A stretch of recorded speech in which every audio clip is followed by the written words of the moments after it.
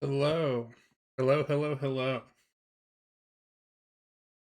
I know it's early. Good morning, everyone. It's still morning for me, but Afton Granola, Space Camp, Clandestine Vibes, Feelark, hello.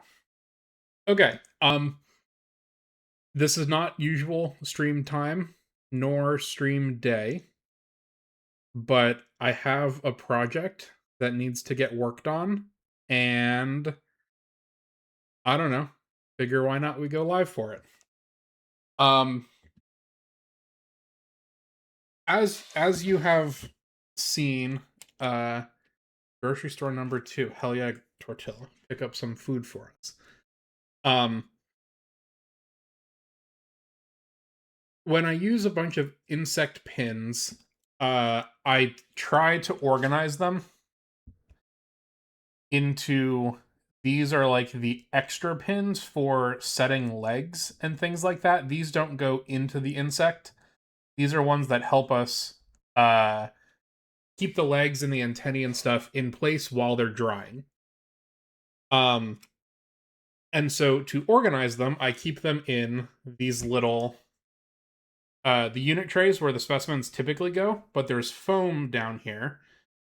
So we pin them down into there, and then we have a nice little brick of them. Well, when I moved, I had to brace pin all of my specimens, meaning that the ones that are already pinned, that are dry, that we use these already, you put things on the side of them so they don't spin while they were in a U-Haul moving like 2,000 miles. Um, and so I've been slowly reclaiming them, going through my collection, pulling out all the old brace pins, so I have more to work with again. And this is a lot of pins. This is a lot of pins right here. Now, however, I just bought a new insect cabinet on Friday. So there's a new stack of drawers right here, and there's a new cabinet and another stack of 6 drawers. And along with that stack of drawers came some supplies, which includes this monstrosity.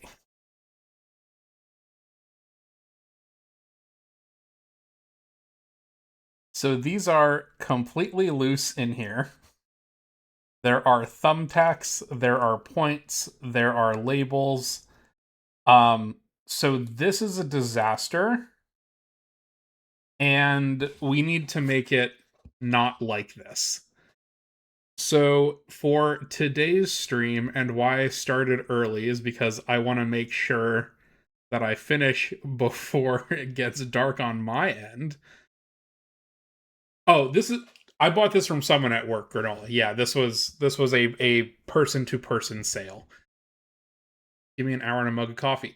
Well, yeah, that's the plan here, at least Space Camp. I think it'll probably take me more than an hour. Um, Partially because, again, it's just loose pins. So the pointy ends are up on a lot of these, and you can see that there are actually some different pins mixed in here. So we have like these big glass top ones that I don't love, but it's nice to have them, especially when positioning bigger beetles. You have these yellow, yellow topped ones, and then you have just like the whole thing of normal pins. So I'm going to go through all of this and incorporate it into this.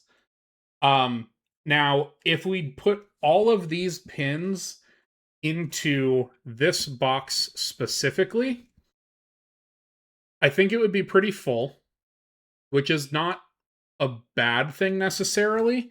But if I need someone, if I need help brace pinning like I did when I moved here because I had my broken thumb at the time.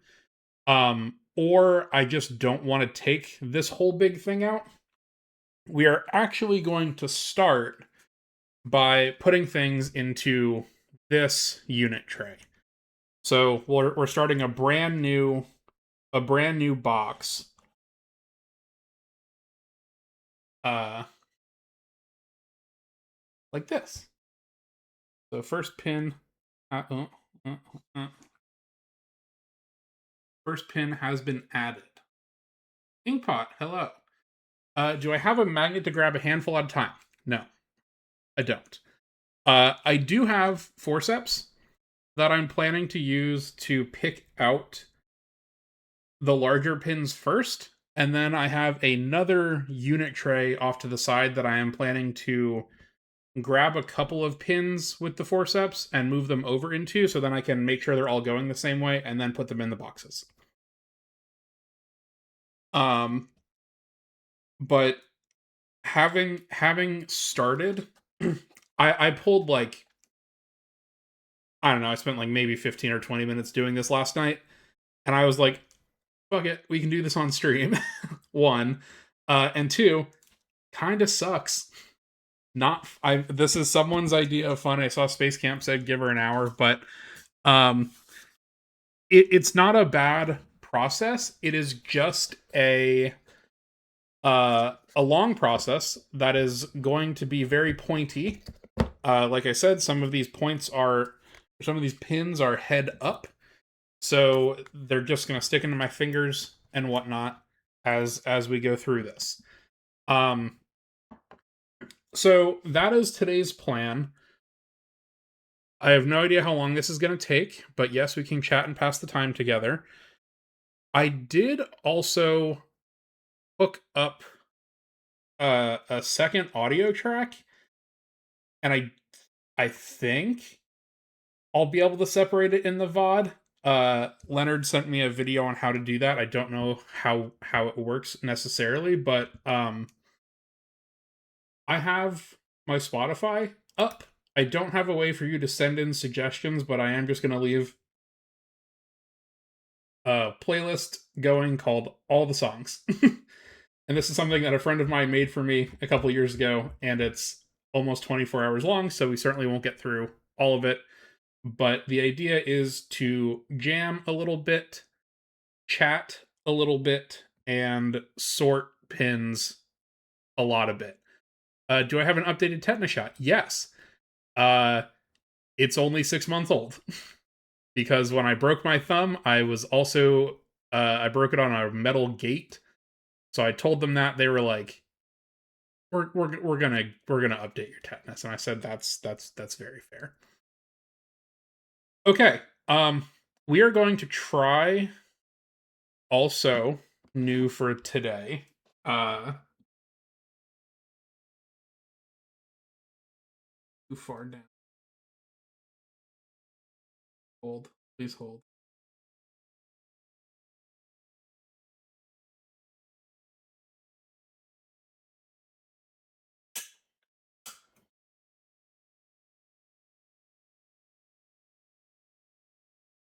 Ooh,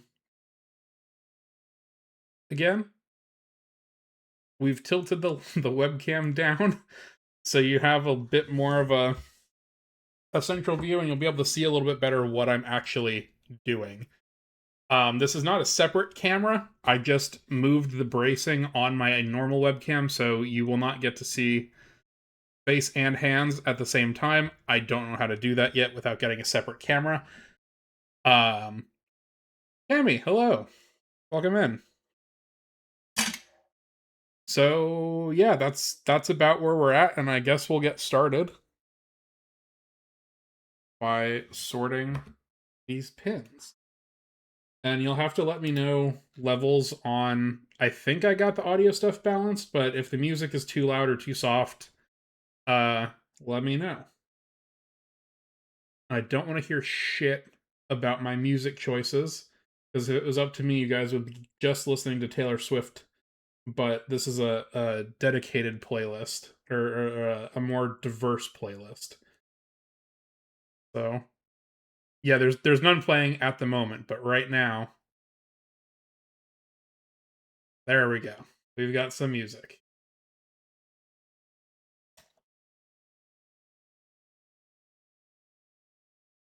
Just listen to Taylor. Okay. Somebody would appreciate it, I'm sure, but I don't think that would be for everyone. So my first idea here is going to be pulling out all of the yellow pins. These are different. Like I said, I'm going to keep these off to the side. I don't use them all the time. I don't use them all the time to brace things, but it is nice to have more robust pins. And something that I just found right off the bat is also something interesting. This is a number 7 insect pin. So it's the only insect pin size that's actually longer than the rest. So here it is next to a regular insect pin. Those are both starting at the bottom, at the same point down there. And so 7s are used for the really big scarab beetles and things like that, something that where you need extra distance. Most people don't use them, don't have to use them, and you need a special type of drawer, or at least one of the main different drawer designs to actually be able to fix 7s, or to be able to keep 7s, because the height is a problem for some of these skinnier drawers. So these are also fun to have around.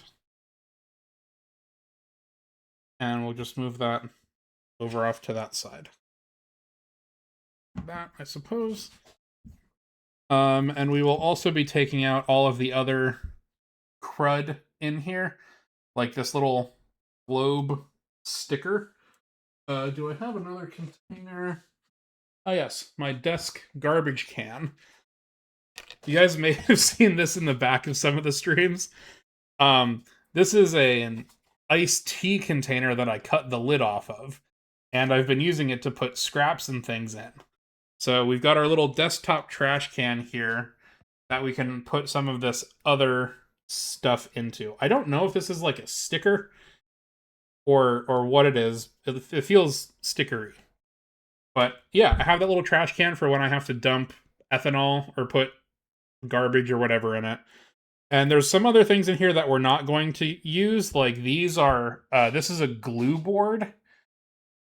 And you would use this for attaching insect genitalia to, but I have a stack of new ones, so we're not going to keep things like that. And these random vial lids that don't have any vials attached to them. We'll put things like that over in the garbage bucket. And keep sorting. I'm not going to necessarily get through everything from each task before moving on, because I can see that there are some other pieces of paper underneath this mountain of pins. There's like papers down here, so we'll get there when we get there. Are there special pins for insect pinning, or are they just a needle with a fancy name? They are special. So your typical sewing needle doesn't have... Oh wait, I can I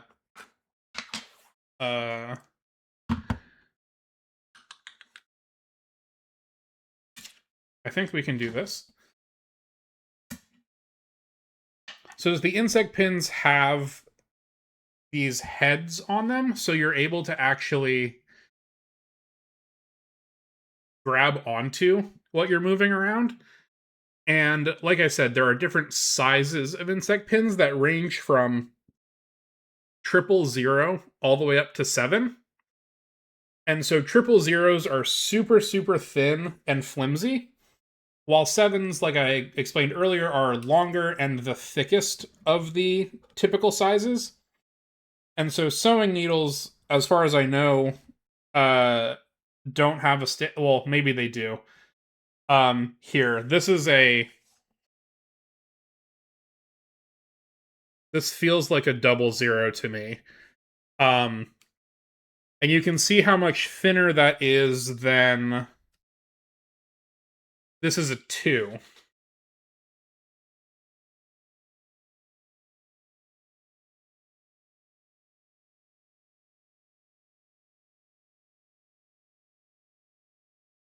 So this one here, I think is a 00. This one here is a 2. And so the idea is you have different widths for how, how big your insect is. But I hate anything below a 1, honestly. Because look how bendy this is. It's really hard to even get it through label paper. Whereas the 2, which is kind of like your standard pin, has some flex, but it's not gonna bend in half like that. And so part of the other reason why we're making these separate containers rather than just being like, oh yeah, we can pull out of these for pinning any of our insects is one, some of these probably came out of insects already, which can have weird reactions when you put a pin that was in one bug into another. And that would happen like if we pulled these from a student collection or something where we wouldn't necessarily need to keep all the specimens. But also because this is a box of mixed sizes. Daniel, hello. 6:30. I wasn't gonna say it, Dan. But glad you're here, bud. How are you doing? What would happen if you mix the pins? Insects like blister beetles and things like that have specific chemicals in their body, and the reaction can just get weird. It's a very long-term issue. It's not something that's like you put the pin in, it's going to catch on fire. But long-term, there can be weird chemical reactions that happen. So you tend to avoid it. So if you've already put a pin through an insect, you generally do not put it through another insect. Put the wrong pin in, every bug explodes. So yeah, just good practice to not do that. And like I said, these are also a ton of mixed sizes in here. So if I'm looking for a 2 or I'm looking for a 3, I want to have those clearly labeled in like this. This is my 2 vial. So I keep all my 2 pins in here. And I have these for all of the different sizes. And so if I need a certain size, I will just go those. Drop in rubbing alcohol to sanitize them. No. Once you strip the insect off, or if these are just miscellaneous, these didn't always have to these didn't necessarily all come from stripped collections or stripped pins. Some of these are just leftover mixes that were loose when we picked up a collection or something like that. Just like how I got them, these very well could have gone to the person I got them from mixed like this. And they just never organized them into a container like we are planning to do today. Do you always just throw them out? Well, you don't throw them out. A pack of insect pins is 100 pins, and they are about $7 nowadays. They used to be $5, but now they're like $7 a pack. And so if you buy a box, that's 10 packs, so you get 1,000 pins for like $70. So you don't throw them away unless they're like rusted or super bent. You don't actually get rid of them. Everybody has jars and boxes like this sitting around. All collections do. All personal collectors do. But not everybody chooses to organize them like this. This is just my preferred method. Some people don't like this. It works for me. So we keep going on with that. but yeah, you very rarely will actually throw a pin away, just because it is a resource that can be reused in various ways. If you think about it, when you are preparing a new insect specimen, you only need one pin to go through the actual bug, but you might need like 5 to 10 to arrange the legs and the antennae and everything the way that you want. So if you're buying new pins to do that, you go through pins really, really quickly. And that's how you end up with boxes like this. I have no idea how many are in here. I am not going to count them. But we keep basically all of the pins and we reuse them as however we can. When you ship specimens, so if we're sending them to other museums or whatever, we will generally build this little wall around the outside of the box to hold on top the little cardboard rider. So, you send off a couple specimens, you lose like 20 pins here, you lose 20 pins there. So there's a lot of ways that you can repurpose them. One of my favorites, Paper Jules, hello, and goodbye. Thanks for stopping by. Is to take these and make other tools out of them. So if you take one of these pins and you little pliers or whatever, you can bend the tip to make a little hook to help with pulling legs out and doing all this other stuff. So there are lots of things that you can do to reuse your insect pins before going to the nuclear option of getting rid of them. Because that doesn't sit right.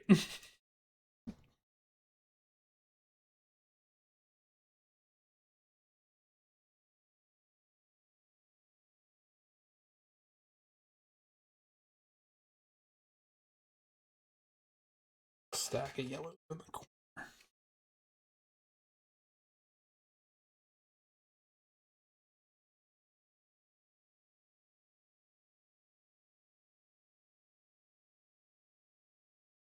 And you'll see that these are also different heights.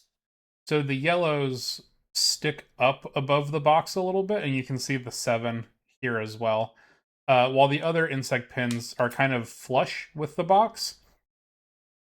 And the idea with that is if you're putting these in the drawer, the lid has to close. So you want to make sure that everything fits down within the box. But since these yellow ones are not insect pins, I think they're probably like sewing supplies of some sort. They don't have to fit down in the box, and since these boxes are not going into drawers anymore, we don't have to worry about the height. So we have those, and then this will build out from the corner. How long will it be until I actually get to use these pins as opposed to the ones that are out here? A very long time, I'm sure. But like I said, when I was moving, I had to deplete one of my entire boxes of spare pins like this to do the brace pinning.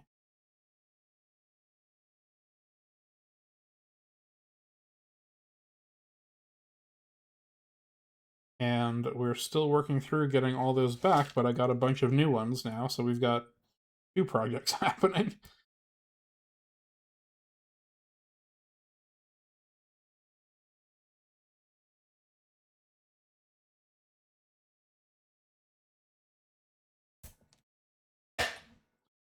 That was a thumbtack as another piece of stuff that was in here that we're not necessarily going to keep.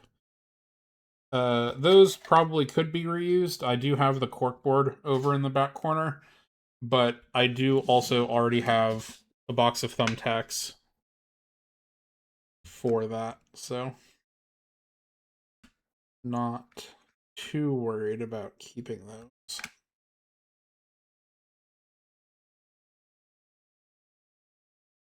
And these bigger ones, just because they take up more room, I'm putting in one by one.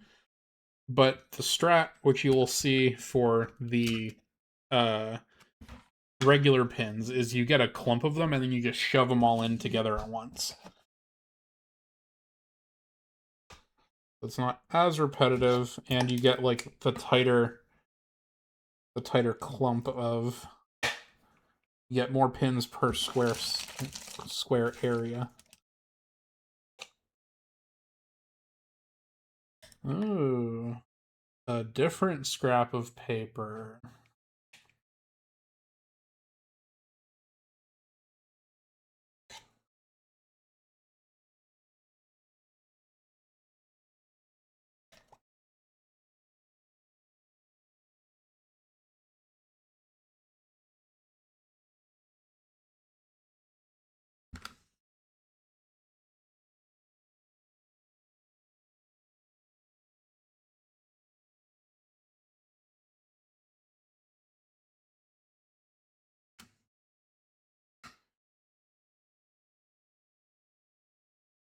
There is Helix. It's not specifically dedicated for this. It stems from the Alveus Insect Enjoyers Discord, but if you do !Discord, it'll give you the link for it. There's a role selection channel in there where you can get Discord notifications when I go live, but otherwise it's kind of a general entomology Discord that started before I started streaming, and I've just simply taken it over a bit. But lots of fun stuff in there. People post what their good bugs that they're finding in there for ID and stuff like that, so fun place to hang out. I'll be happy to have you. Ooh. Racing paper.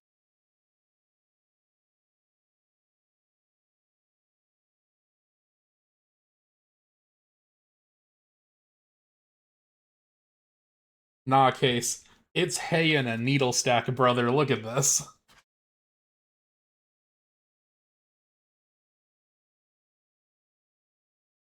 Our goal is to get all of this to look like this.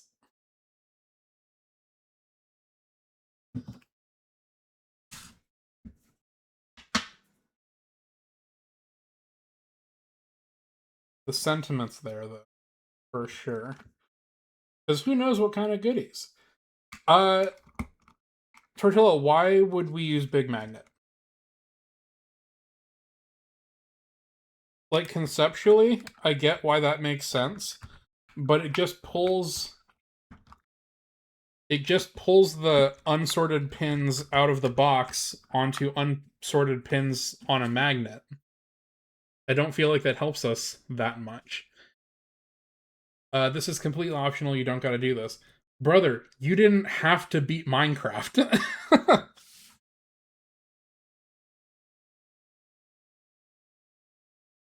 Not something that I have to do, but it will make my life easier if I do it. And I would rather hang out on stream with people than just sit here and do it myself. Because I started doing this last night at like 11 p.m. and I went, no, no, no. No, no, no. We're not gonna just do this by ourselves when we can make some very low octane but still potentially entertaining content.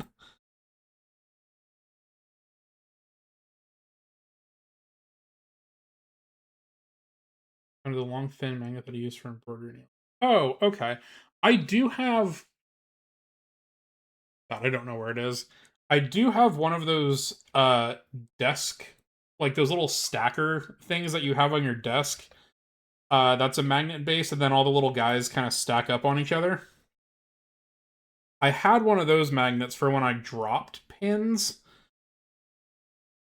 but again, I don't know how well it would help us in this instance, because it just takes pins from one place and puts them elsewhere without helping us organize that much. I will probably run the room with the magnet after we do this, because I will certainly drop stuff as we're doing this.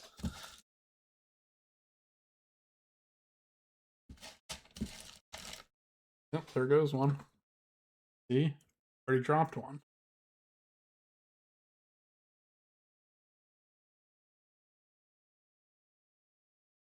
Embroidery needle sorting magnet lines them all up. Oh shit.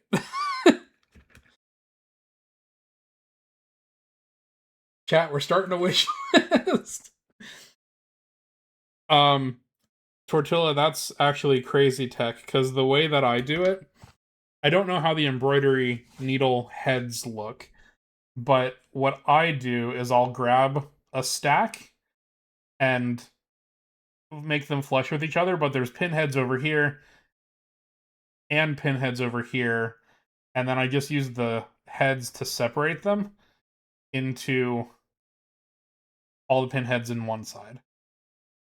So that's mostly how this is going to go. And then you take the whole little stack and you just shove it into the foam like this. But if there was something that lined them up, that would say that would actually be kind of goated.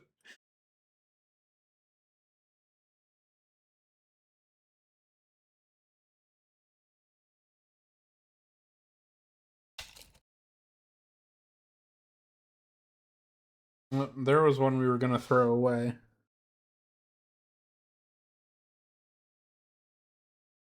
I've lost it. Nope, there it is. So, like, we'll get rid of this one. You can see it's bent and not very helpful.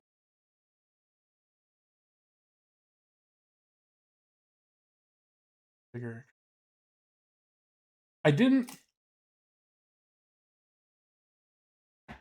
I wasn't anti-big magnet. I didn't understand big magnet tech. But that sounds cool. Maybe next time we have to do this, which hopefully is not very soon. But I will look into that. Magnet should be grabbing on top of the pins. It's metal. Maybe. Don't mend me.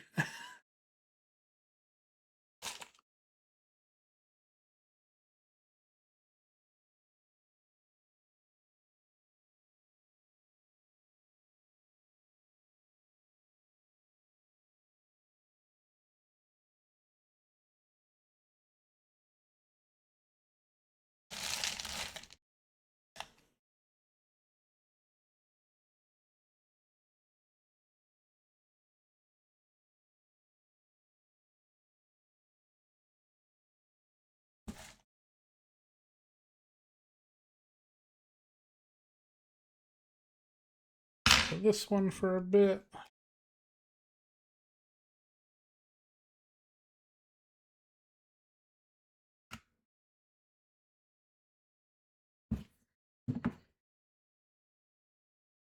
Ooh. Determination labels, I bet. So you write what bug things were on these. Cross that out. I just had to print a couple new sheets of those because new year, new labels, right? It says who identified it, what it is, and when. So I had to print a new sheet of 2026 labels recently. This looks like a pen or a pencil eraser cap of sorts into the garbage bucket.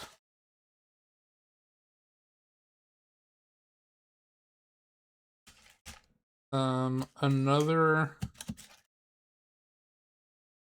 couple more glue boards. Space Camp, I did see your message earlier. Sorry, I did not get back to it. How do you buy glue boards? What do you look up? Beetle penis pieces of paper or something? Was something along those lines that you said? They're also called mounting boards, because for whatever god-awful reason, the Europeans will, instead of pointing insects, so instead of putting them on, like, instead of doing it like this, where you put the small insect on the little paper triangle, they will glue them top down on those boards like that. And it completely defeats the purpose of having things on a point where you can't see the underside at all. So they will glue beetles like just like flat on this thing, and so you can't see the underside at all. And so I get these from an insect supplier in the Czech Republic. Um, I buy them from the Europeans, and I just repurpose them for my uses rather than what they tend to use them for.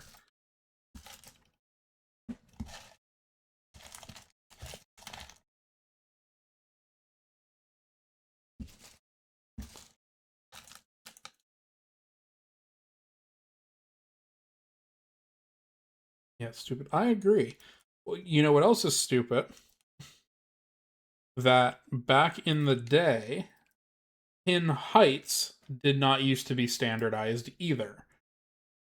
And because they had some really old drawers that weren't as high as the new ones, whoever was in charge of the British Museum made the decision that they were to make the pins fit, were going to cut off the pinheads so that there was no more little thing for you to get a grip on to move the specimen around. And so then you had to resort to like the teeth puller method of moving specimens, of like grabbing the pin under the specimen to move them out. And it's crazy. That was like a crazy decision that they made. And obviously the new curators regret that, but like they weren't around because this was several hundred years ago. Museum I volunteer at, wondering why they weren't pointed. Yeah. Most likely, if it was something that was prepared like that, it is a beetle from a European collection or mounted by a European. Um, but yeah, so lots of. Maybe we should talk about questionable curation methods.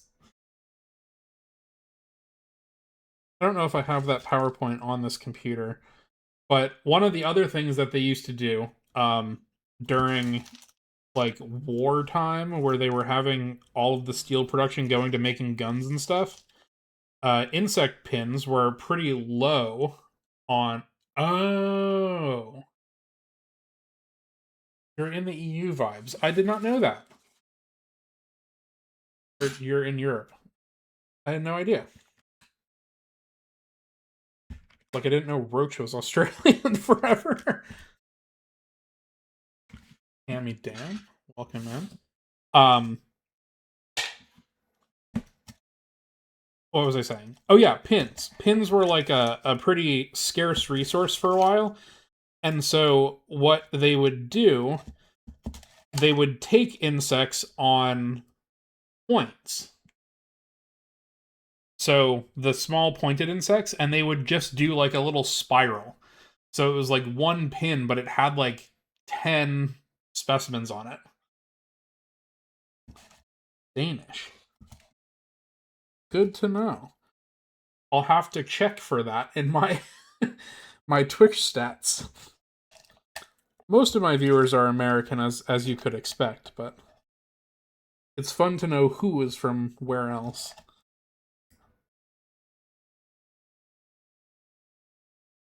We got a little safety pin.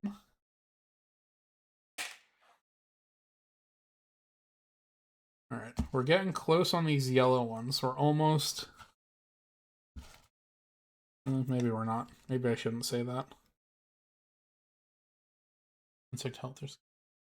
Okay, let me. Vent. Let me see if I can find a picture of it.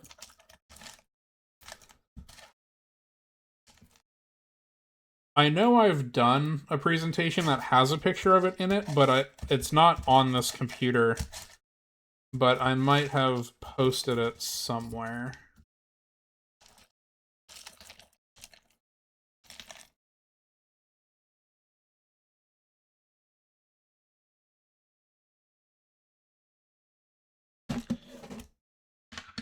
Oh, thank you, Helen. If you missed at the beginning, this is a playlist that a friend of mine made for me a couple years ago, and I am notoriously bad about finding and listening to new music. I am perfectly content listening to my same playlist of songs that I've had forever. And so she made this for me so I could learn new music, and it's bangers. So instead of listening to just my old music now, I listen to this on repeat.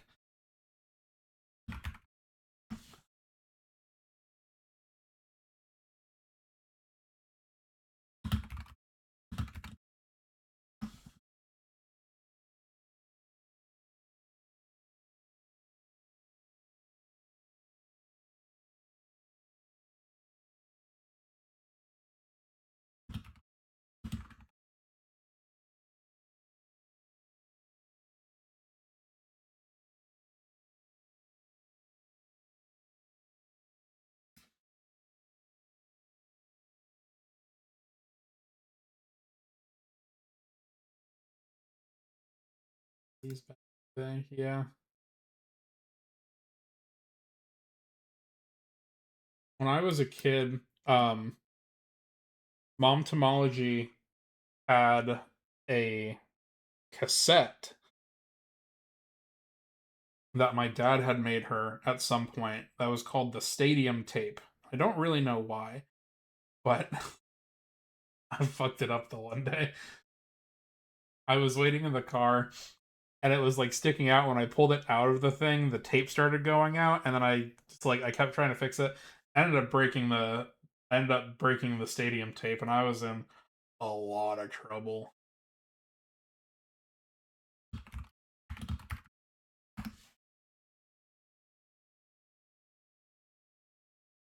Hmm.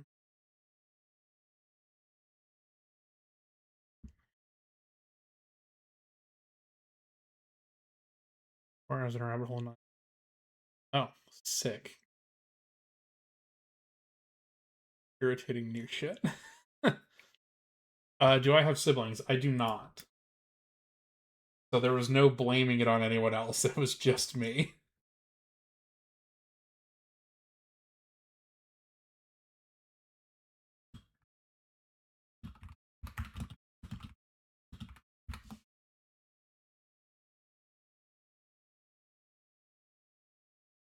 Hmm.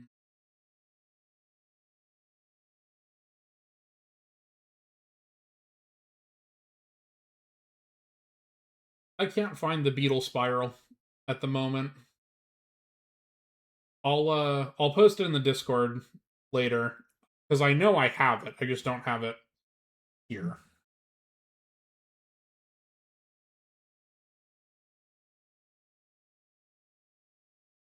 Okay.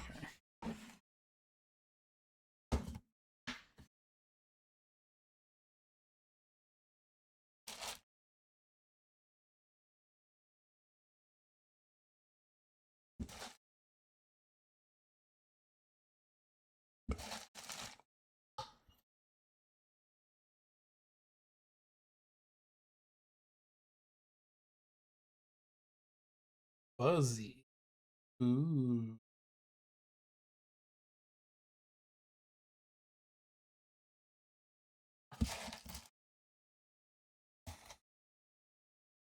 Blue board.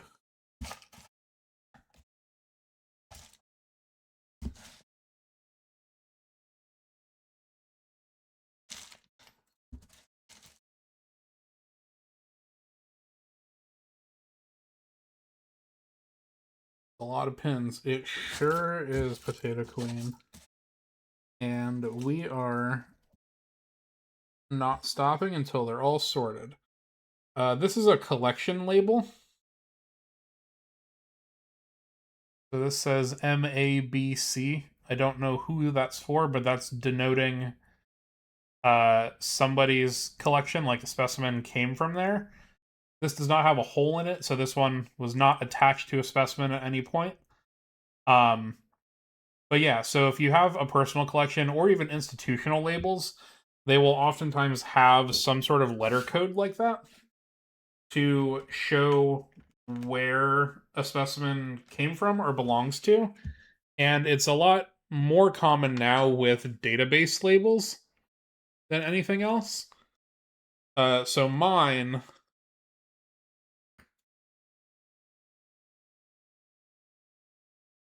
look like this. Focus on. But mine are like this nice teal blue color.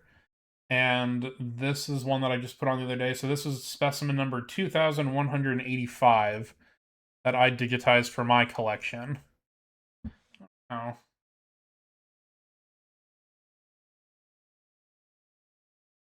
I don't know. Anyway. So those are my collection labels.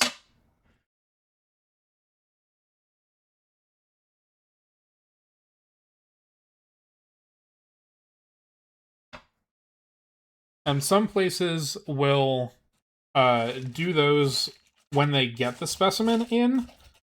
That really big loan of like 5,000 beetles that I picked up earlier in the year all came digitized, so all of the collecting information was online, but they weren't identified at all. So there was no ID that went along with it. I have plenty of stuff that's ID'd, but not fully digitized. Because it takes a while to, re-enter all of your data of, like, this is where my GPS points are, and blah, blah, blah. You've been banished to your TV. That feels like an upgrade, almost. I'm up on the wall? That's crazy.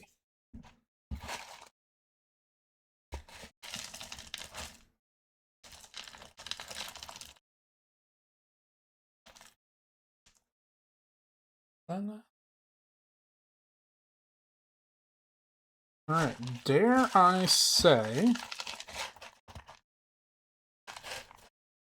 Oh, here's a label.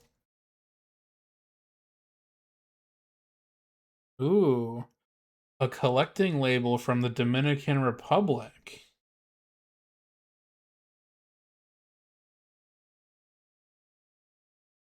Oh yeah, it's bad after. Look at this. I could pick up the whole thing.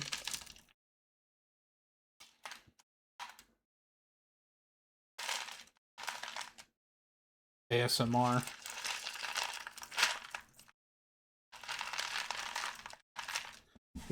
The thing that I don't understand about this is that, like, how was the person that I got these from, or at least whoever did this, how were they utilizing this? Right? Because it would piss me off so much if every time that I wanted to go get a pin, I would have to reach in here and probably get stabbed like 10 times. It's so much nicer to be able to just take this and, like, grab from the edge and grab a couple pins than to go in here. Unless they're doing what I'm doing right now and using forceps to grab it out, but, like, god damn, I could not use this in its current state. Which is why we're not. Which is why, we're fixing it up. But yeah, it's a very valid crash out often, because, like, who does this?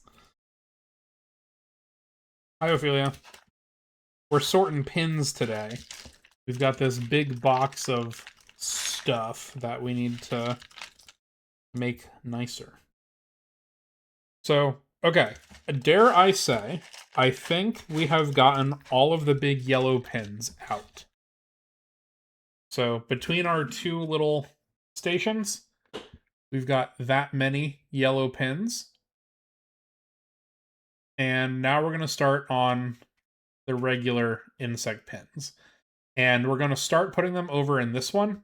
Again, just to split up kind of what we have. But we'll have more. And I think the yellow pins are done. So we are going to move on to the regular pins now. And again, the strategy for this is just to grab a small bunch, maybe like this, and you can see how the pin heads are all like facing different ways. So then step 2 is to combine them so that the pin heads are only going in 2 directions. You have the little bundle with the silk with the like the metallic bronze pinheads on each end. And then you just grab down to hold on to the pinheads, and you can separate them to all flip around the correct way. And there you go. Then you take this little bundle, stab it over here. And that's the rest of stream, folks. That is what we're going to work with. Drinking out of your science glass, an Erlenmeyer flask with a rubber stopper and straw. That's very fun. I've seen those like whiskey glasses that look like science beakers, but my problem with that is that I have actual science beakers around, and I would never know which ones had food in them and which ones had science in them. So grabbing this bundle, I noticed something right away. See that? That's a number 7. Becky, hello. Welcome in. Wish me luck. I'm a huge inspiration. That's very nice. Thank you for stopping in to say that.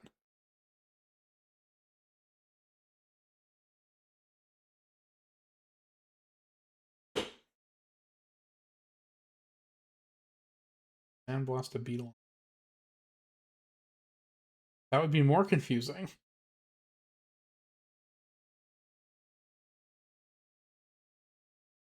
It would be more confusing because wouldn't I want the beetle on the science? 6'7". Number 3, Burger King foot lettuce.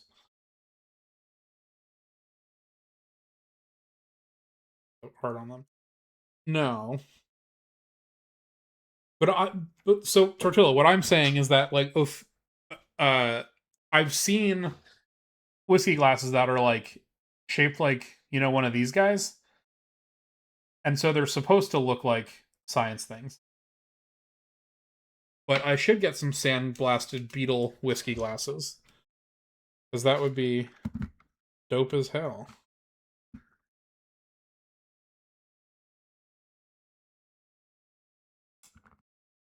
Last thing you want in your Burger King burger is someone else's foot fungus. The last thing I want in my Burger King burger is Burger King burger. I could not tell you the last time that I went to Burger King.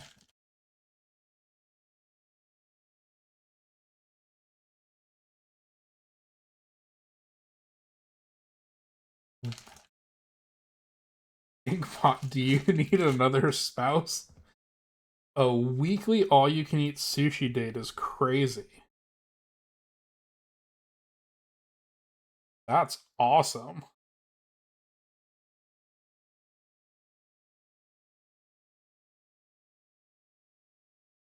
Love. But goodbye. Thank you for stopping by. Tell the wife your entomologist streamer on Twitch says hello.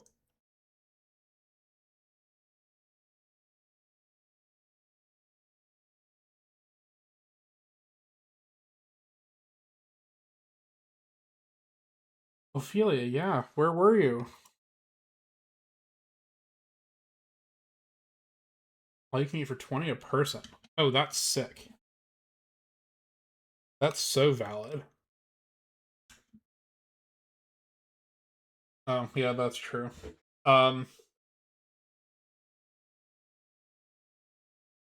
have drink.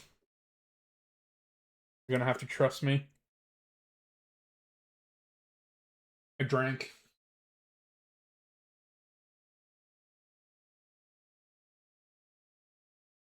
Went to Burger King 3 months ago after an annoying doctor appointment. An impossible Whopper would fix me.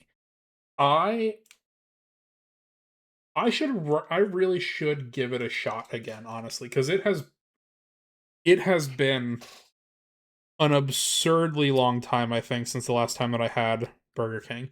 Not that I particularly miss it, but I should retry it for the people. Logan get up in time. Yes, he did.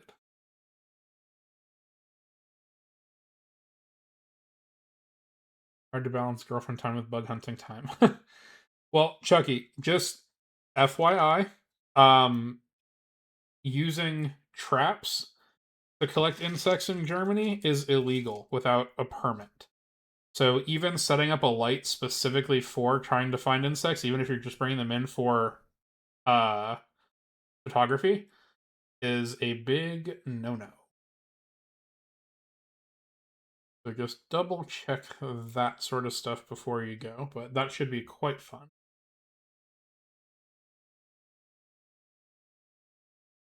Burger King, McDonald's are That's fair.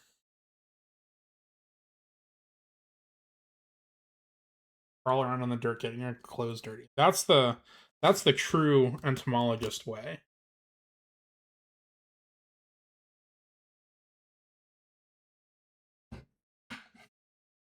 McDonald's burgers are ass, Burger King fries are car. That's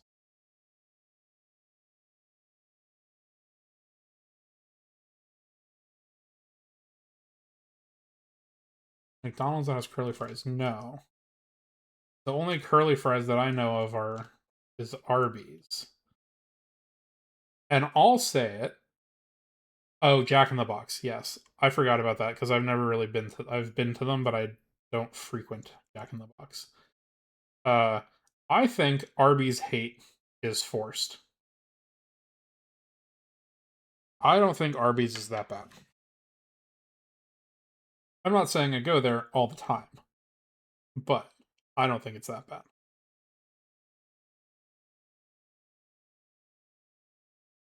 Wendy's, on the other hand, uh, whenever when oh Hardee's, interesting. I'm learning so many things.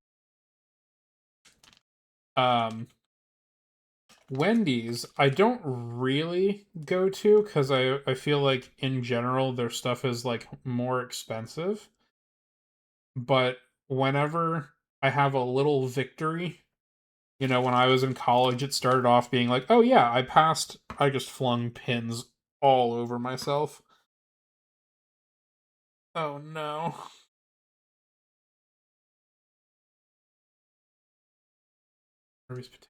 That's fair. Uh, Popeyes, like, that's fine. Taco Bell. Oh, we fucks with Taco Bell for sure. Um. Anyway, what I was saying, little victories like in college of I passed an exam or whatever, or I did well on an exam, I should say, because I had to pass a lot of exams. My little reward was always a Wendy's Frosty. I love that weird chocolate sludge that they make.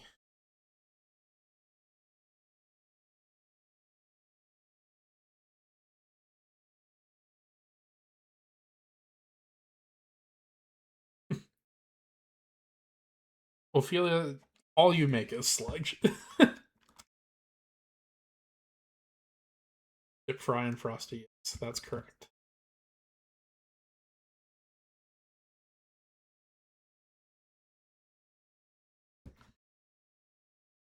Oh, hand me down. You should have gone for the culture. I was trying I live in a college town, so there's like lots of drunk 20-year-olds that care about it way more than I do. But they had a Baja Blast pie recently.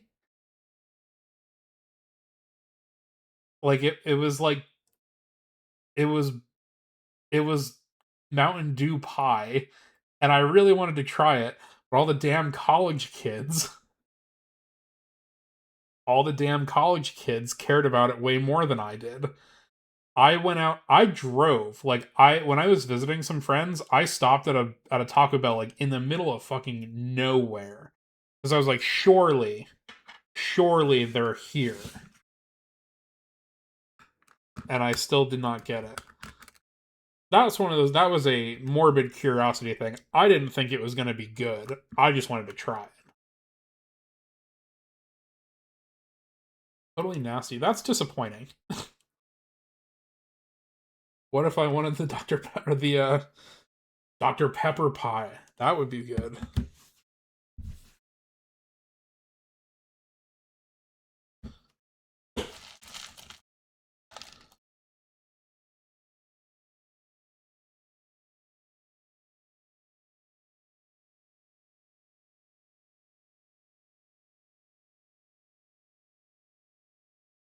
That's nice, Ophelia. Thank you for sharing.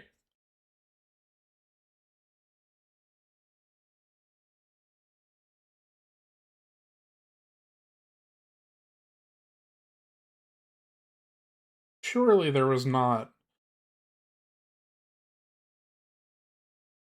Surely there wasn't a cereal ball dipper at the Taco Bell pie factory. Right, I feel like that was probably. I feel like that was probably the result of the machine that deposited the pie filling, where it was like, bleh, and it left all the goo in the middle. And I would bet that's what it came from. And it probably was not a ball guy at the Taco Bell factory. But pure speculation. It could have been. If they offered, I would take that job.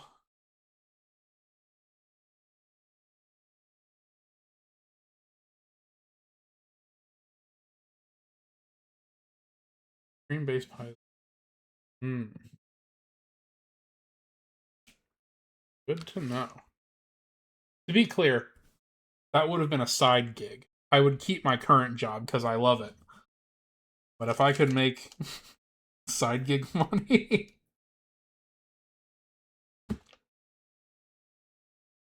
working at the Taco Bell pie factory, I'm on my grind, you know? Time is money and money is money.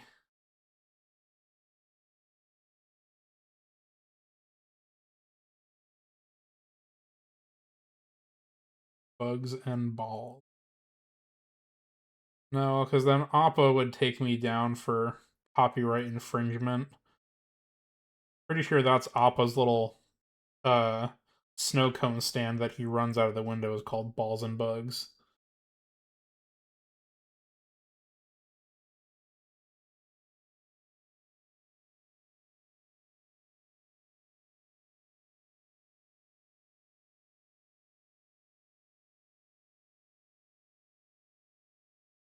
Side gig come tax season.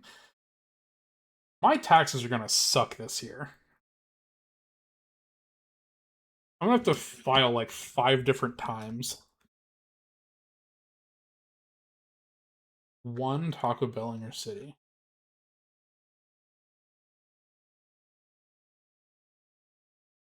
If you have a way to go 16 kilometers, you should and report back.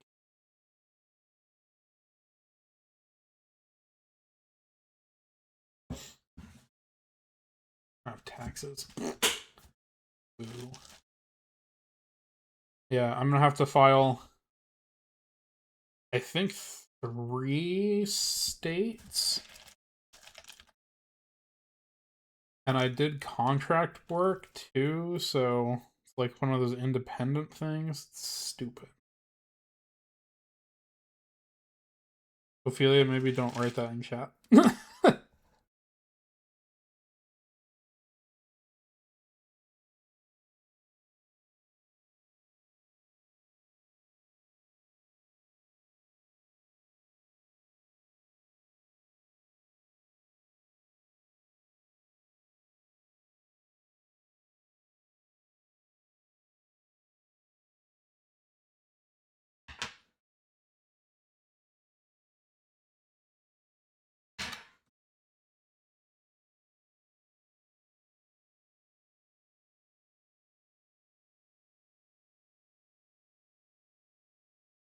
We're making some progress. Look at our new little corner. It's growing. We still have a long way to go, but it's starting to look good.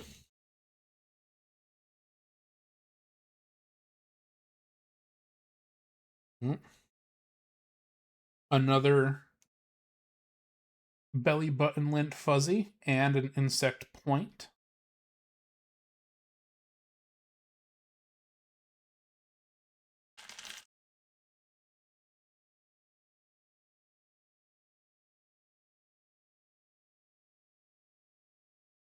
Sleepy buddy, it's not worth it.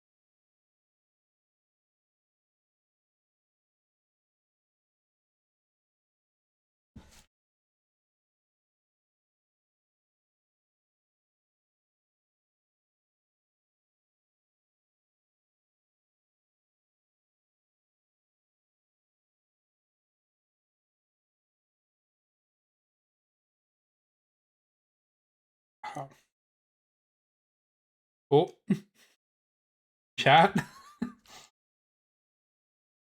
We have had our first impalement.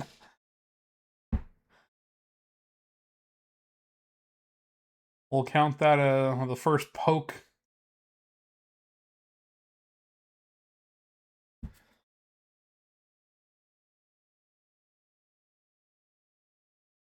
The no damage run is over. Shit, you're right. Get Case in here, I have to restart.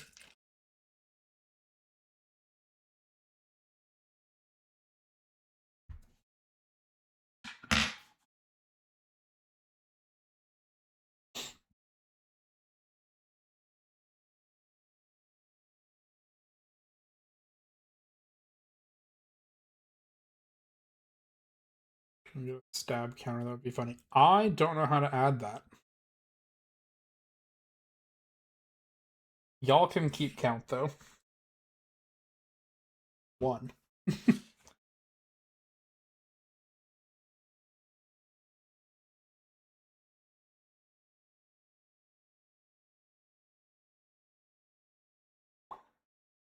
Oh, you can, Tortilla?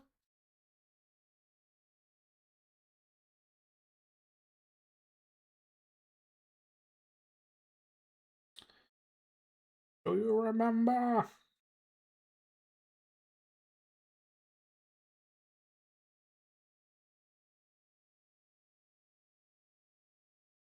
See, my birthday is on the 24th of September.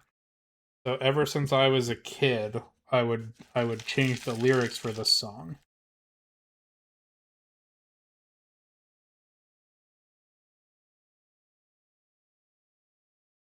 Eh.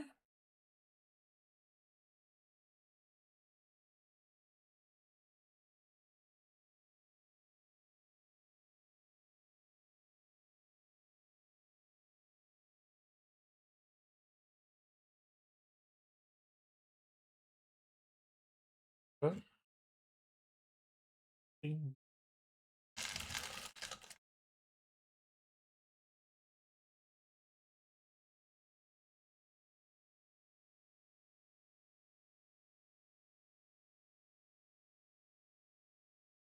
Hmm? Got another 7.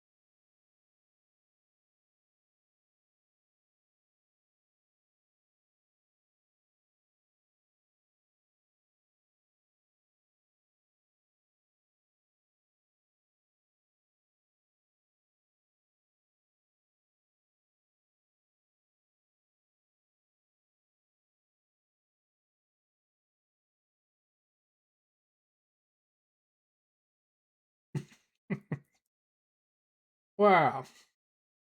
Thanks, Tortilla.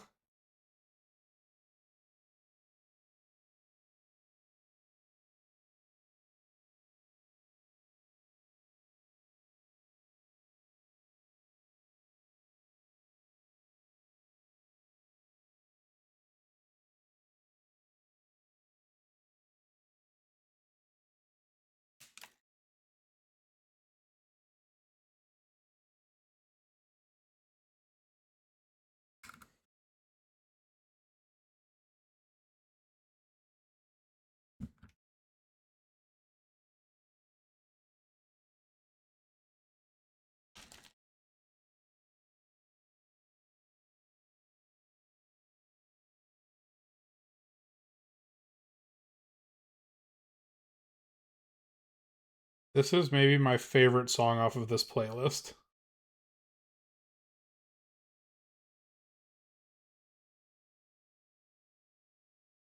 I just think the premise and the name is funny.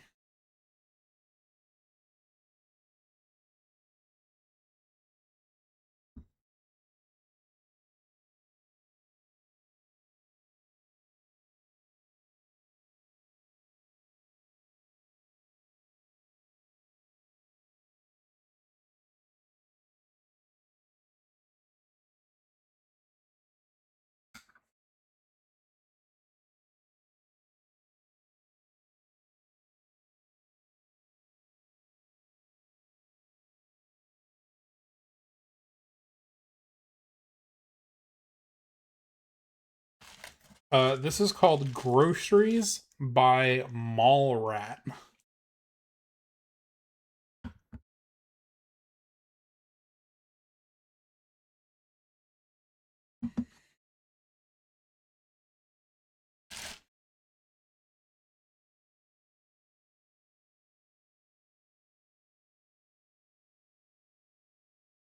Still exist? Yeah. Couldn't tell you the last time I went to one, but they exist. Um, Another thing that I will say about this playlist is that, like, a friend of mine made it for me, but I am awful about liking an artist. I find songs that I like, I'm like, oh yeah, this is fine. I don't know that I've ever actively gone to seek out other songs by Mallrat. I really like this one. And so that's it.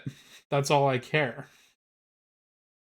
Uh Portillo's Mall is poppin'. That's sick.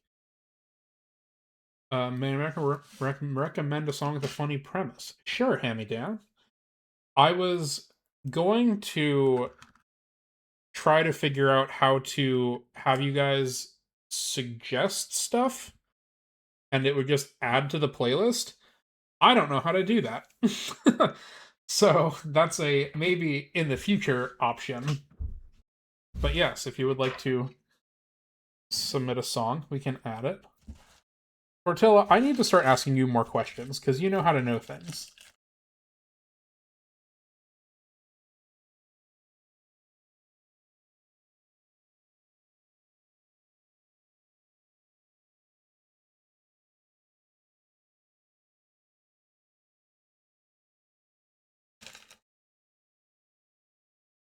Oh, Spotify Jam.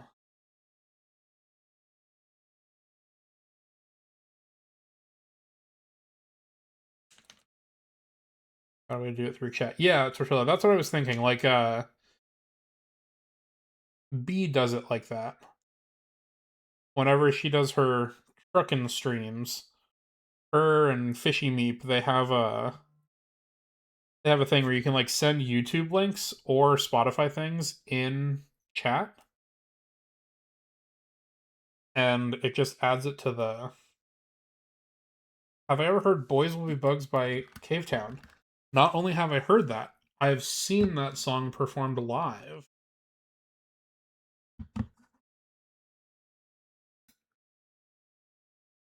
Um, Cavetown performed with Tessa Violet one time when I was in Phoenix, and it was like mostly a Cavetown concert, but I went specifically because Tessa wasn't because Tessa was opening. Um And so yes, I've seen Boys Will Be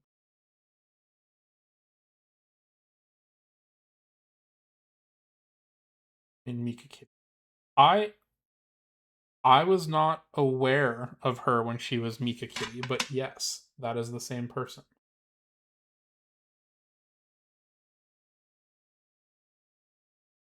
Uh, Airport Terminal by Bill Wirtz. Watching YouTube videos is central to the experience.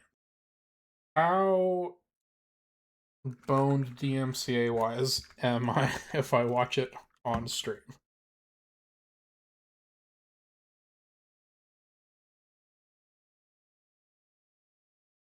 I don't know how that works. I asked people about that yesterday. I never got like here. Yes, Ophelia, I agree, but I did separate the Spotify track from the VOD track, so I don't think the music is going to be a problem in the VOD if people uh want to see me sort pins in relative silence for however long. Now, did it work setting up the split odd or the split tracks? I don't know, but I think I did it right.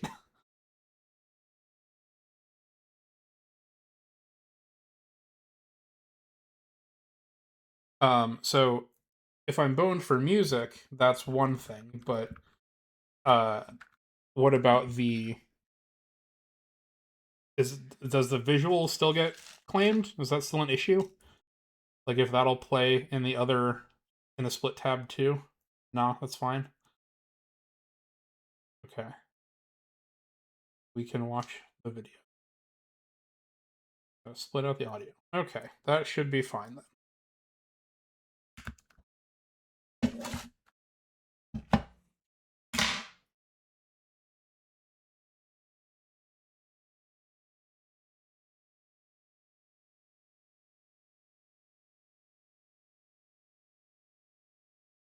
Hello.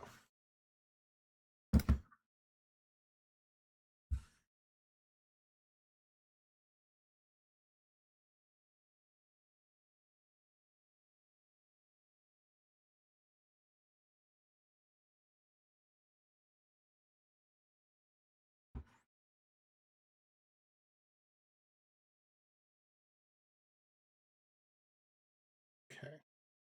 That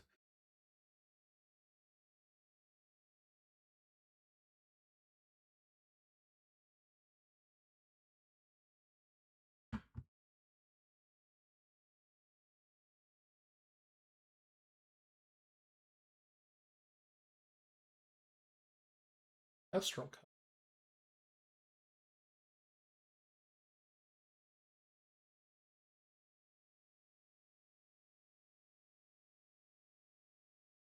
Um, 1 second.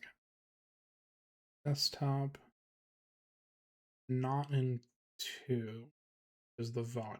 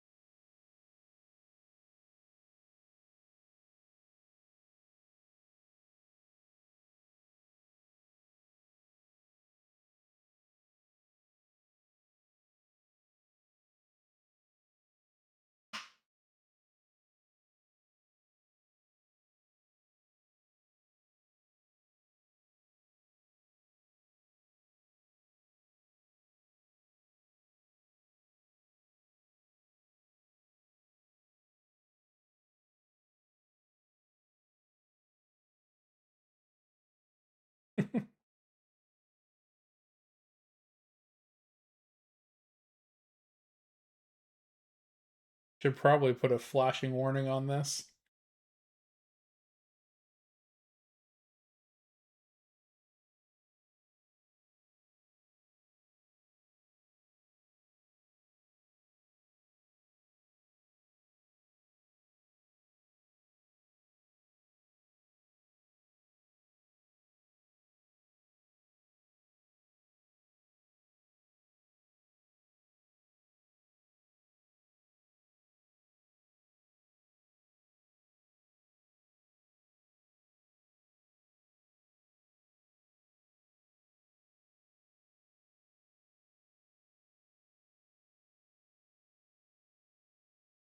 Yeah, we're in an import terminal and the planes are landing.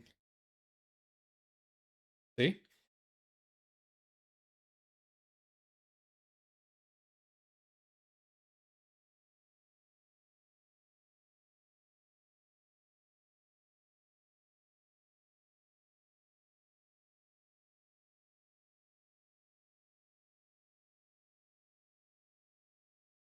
Wow. Thank you for that. That was sure something.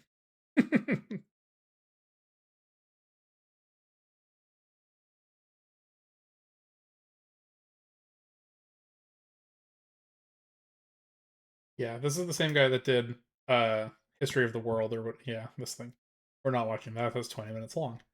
But he's also one that does Still a Piece of Garbage. that that like old Vine song. Um anyway, yes, thank you, Hand Me Down. And get back to our pin sorts.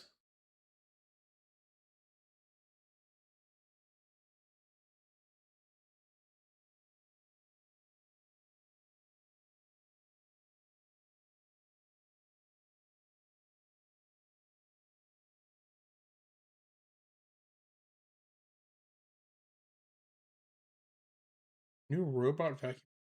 Exciting.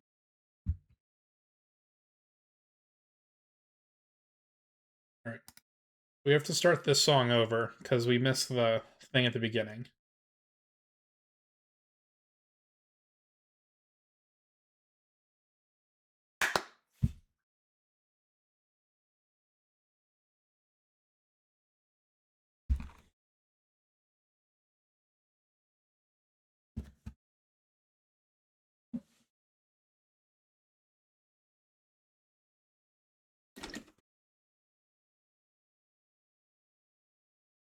Thanks, Ophelia.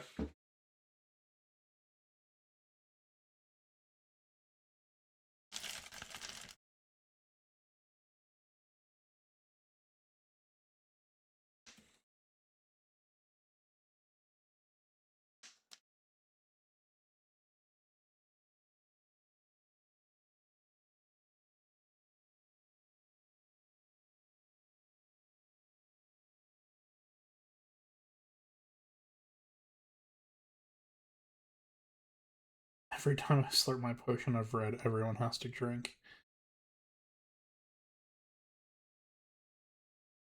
That's that sounds like a drinking game that I made up in college. I didn't make it up, but I was a willing participant in this game.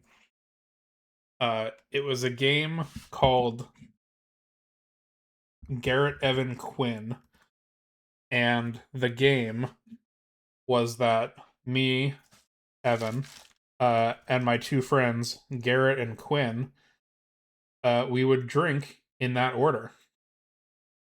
So the game was just passing the bottle back and forth, but it had to be in that specific order.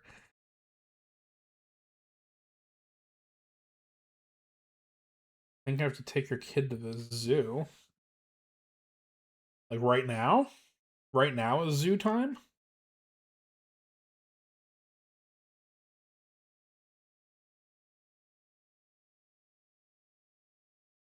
Apparently, maybe. Okay. Well, that's sick. Don't let us hold you up. I wish we could go to the zoo.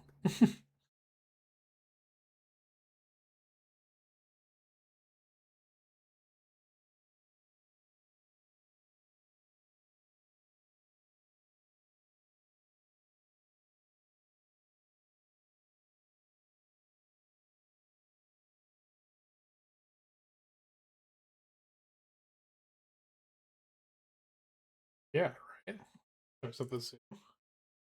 Ophelia and I went to the zoo last weekend. Pretty fun, pretty chill.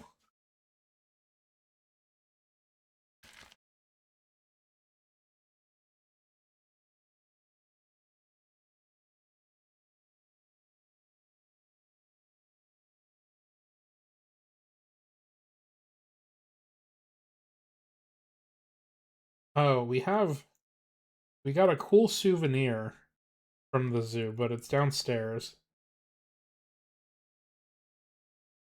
I can't show it right now. I don't have it with me.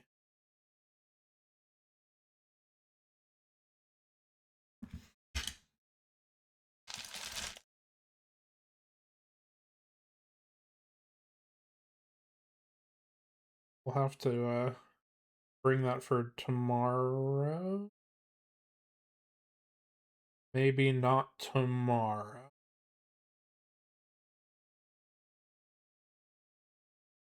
It's one of my friend's last day of work tomorrow, and there are rumors of a post work hangout.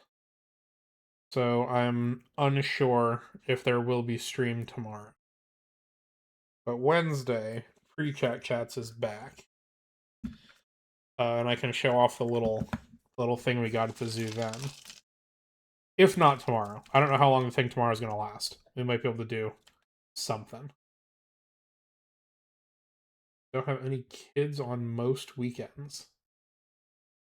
I Oh, right, because you do scout things. I was like, any kids most weekends? Huh?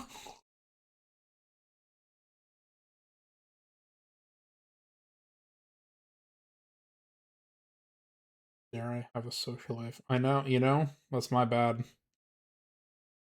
That's totally my bad. But if you think about it, spending some of my social lifetime, my weekend, my free day here with you, sorting pins.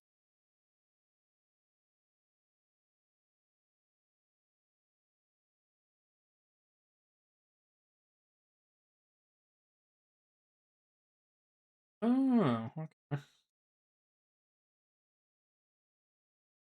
Certainly don't mean to pry. Whatever you're willing to offer, but interesting setup.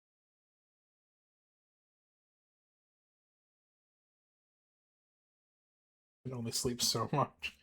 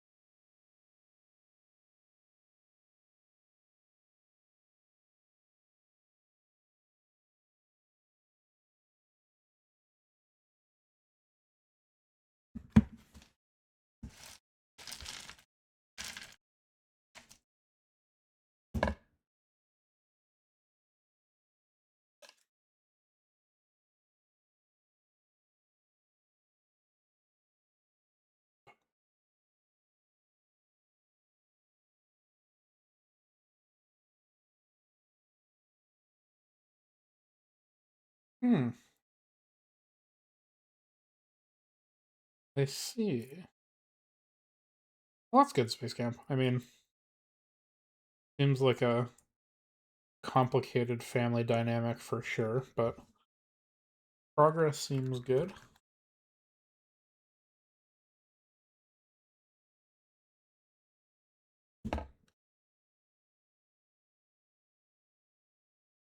Just collected them.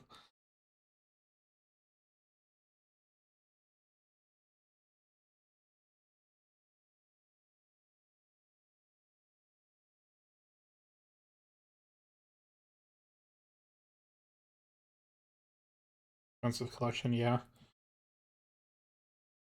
Even one, let alone multiples. Very expensive collection.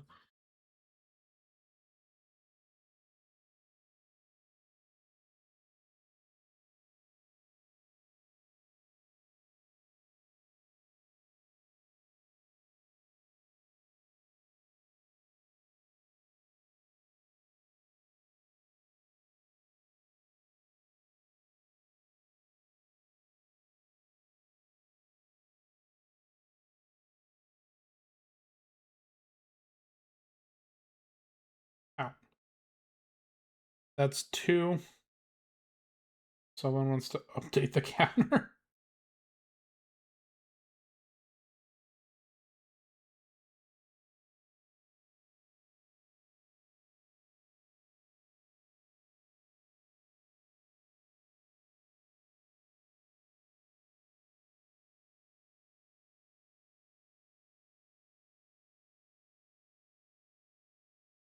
Thanks, Ophelia.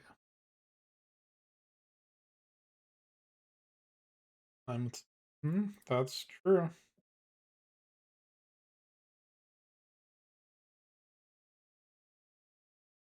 I've never really, at no point did I ever really want kids.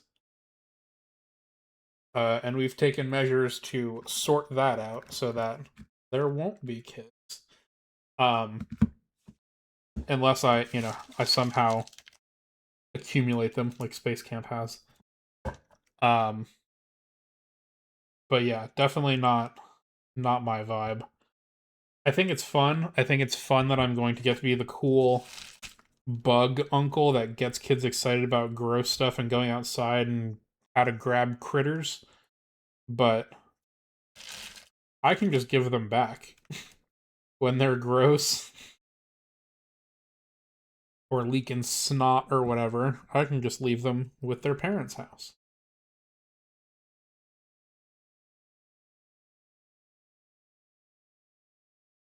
Either dark at sign. Okay.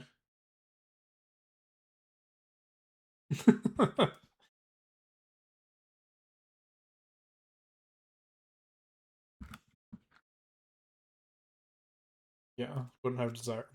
Very fair, Tortilla.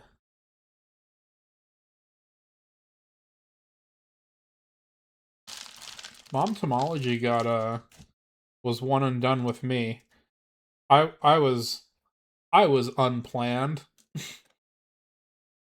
And as soon as they were done with me, she was like, tie my tubes, and they were like, no, what if something happens? And she's like, well, it's not gonna like replace it if something happens to him. So Mom Tomology was also one and done. No siblings for me. And yeah, it was a big thing back in the day for them to do that, but they took care of it, I suppose. Ooh, this is a nail. This is not an insect pin. This is like a framing nail. We're gonna get rid of that one.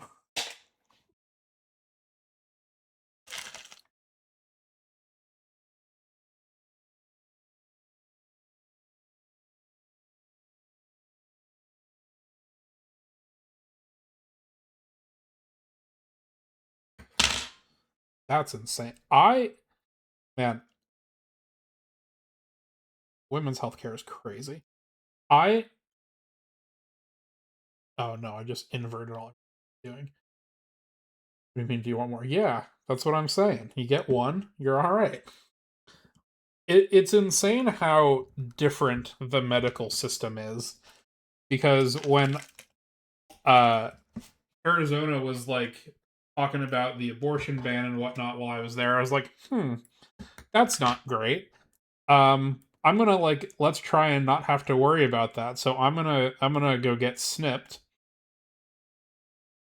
And I went in and I like talked to my doctor about it, and they were like, "Oh, okay, let's schedule an appointment."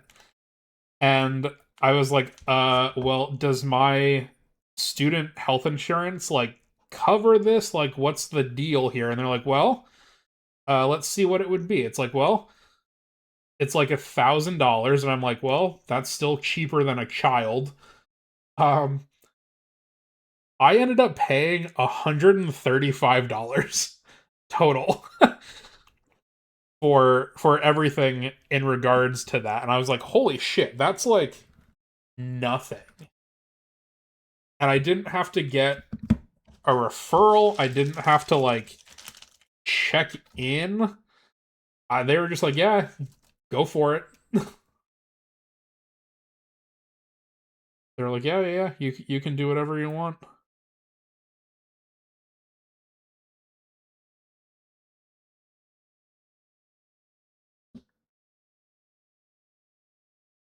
Jam Bomb, it sure is. For those of you maybe just joining, I bought some new cabinets and I got some supplies that came with it from a friend of mine. And with it came this giant mess of unsorted pins. And so we're getting them a little bit more orderly. We've pulled all of these out so far today and gotten them a bit more organized. Need steel fingers for this. I have only stabbed myself twice so far. Because the strategy is you pick up a bundle like this, and then I kind of align them so they're going straight.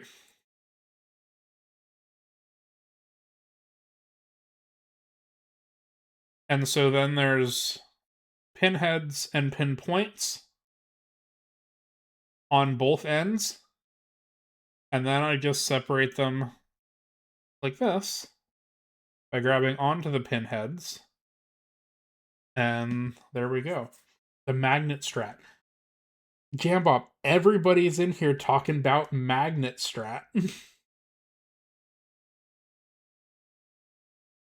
uh I did not see the benefit from magnet strat at the beginning because it would just pull the things out of here and put them on a magnet. But apparently Tortilla's talking about like a embroidery needle sorter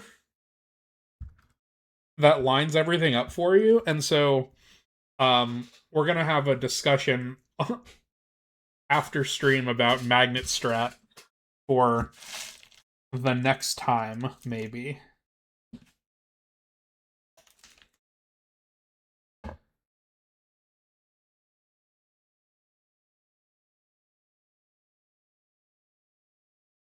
Tortilla, I missed what you were saying. Recommended a month counseling before the procedure. Oh, holy shit.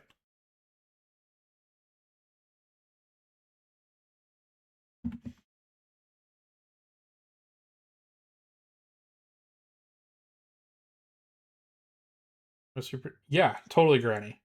I agree. It was so quick.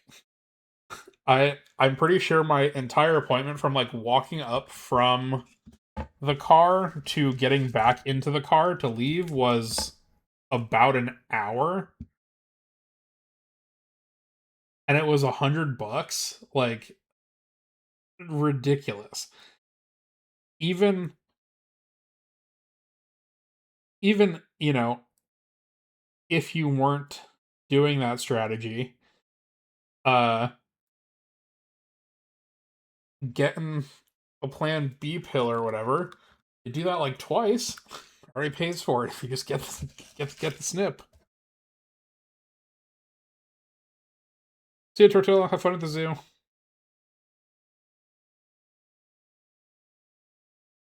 Often they can, but it's not as easy as it sounds. But yes, they can.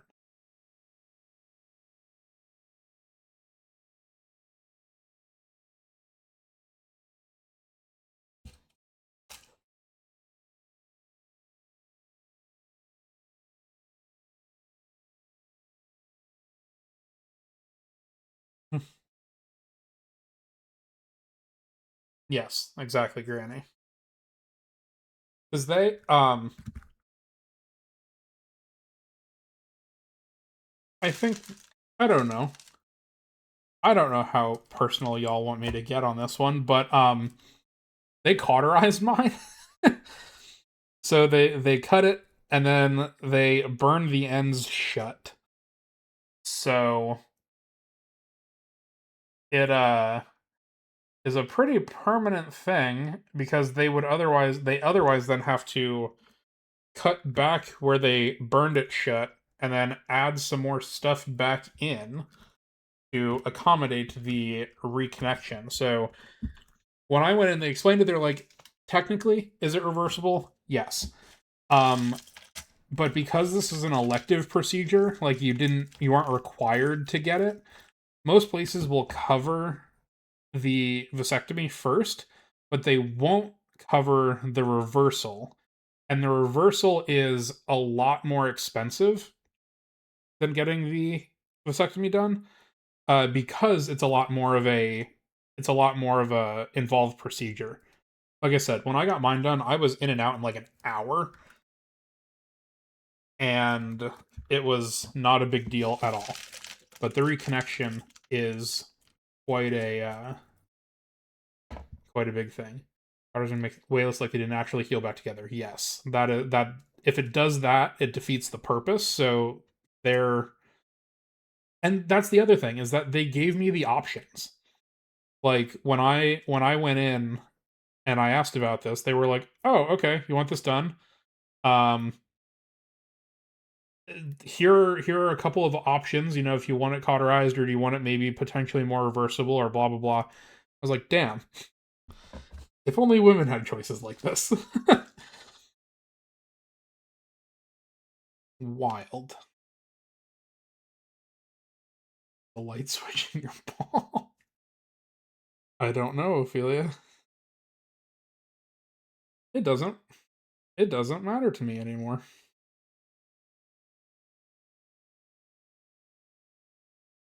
It would be good for sure. A lot easier to prevent it on our end. So I mean, can do it. Mine was a bit ill-timed though, because I scheduled it, and I scheduled it, a little while out, and after after I scheduled the appointment, there was a conference that I got invited to speak at.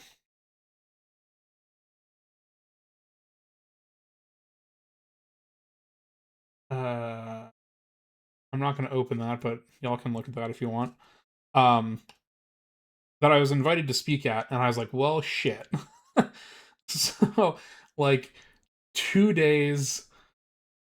Uh, it was about bugs. It was a bug conference, but it was right after I had the balls done, and I was like, man, this sucks. Having to walk back and forth to the conference center or whatever. A couple days post surgery, but again, I was up and walking. It was fine. It was fine. But when I was coming home, after you get it done, you have to wear a jock strap for a while to support everything. Um, and my balls got flagged at TSA. They were like, sir, we're gonna have to pat you down." I'm like, "Okay, that's fine." And the guy's like, "Is there anything? Is there anything there that we should know about, or like, is there any reason why it would have gone off?" I'm like, "Yeah, I'm wearing a jock strap because I had a vasectomy like 3 days ago." And the guy kind of looked at me and was like, "Oh, uh," and then he went off and talked to somebody, and then he came back and he's like, "You're okay."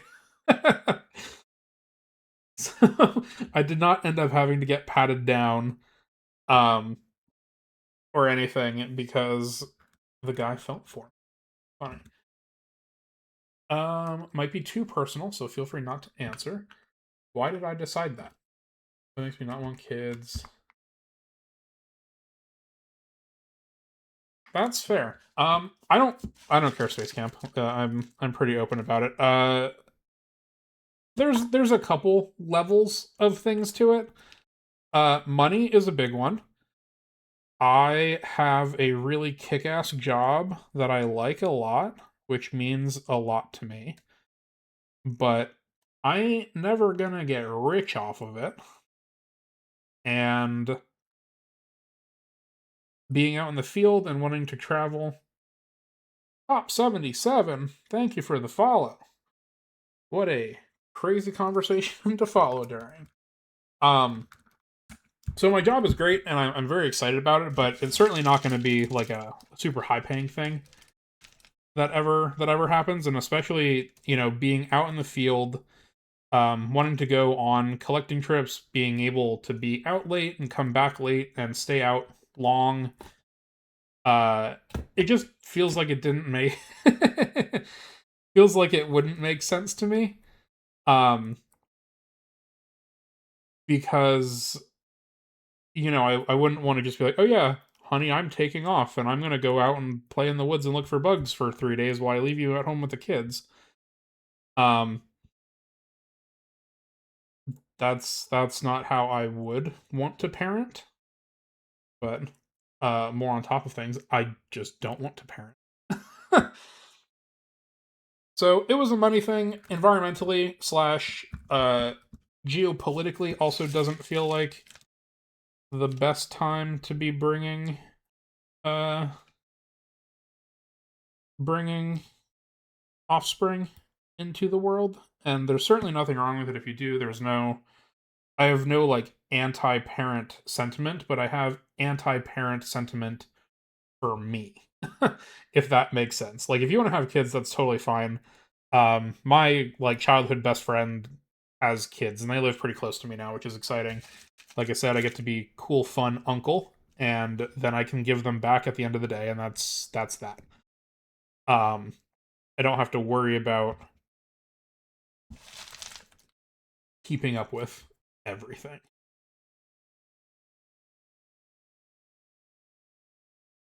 So yeah, a couple of reasons. I don't feel like any of them are overly personal, but I don't think I'll ever make that much money, and that's fine for me. And get the get the dink income, the double income, no kids, whatever.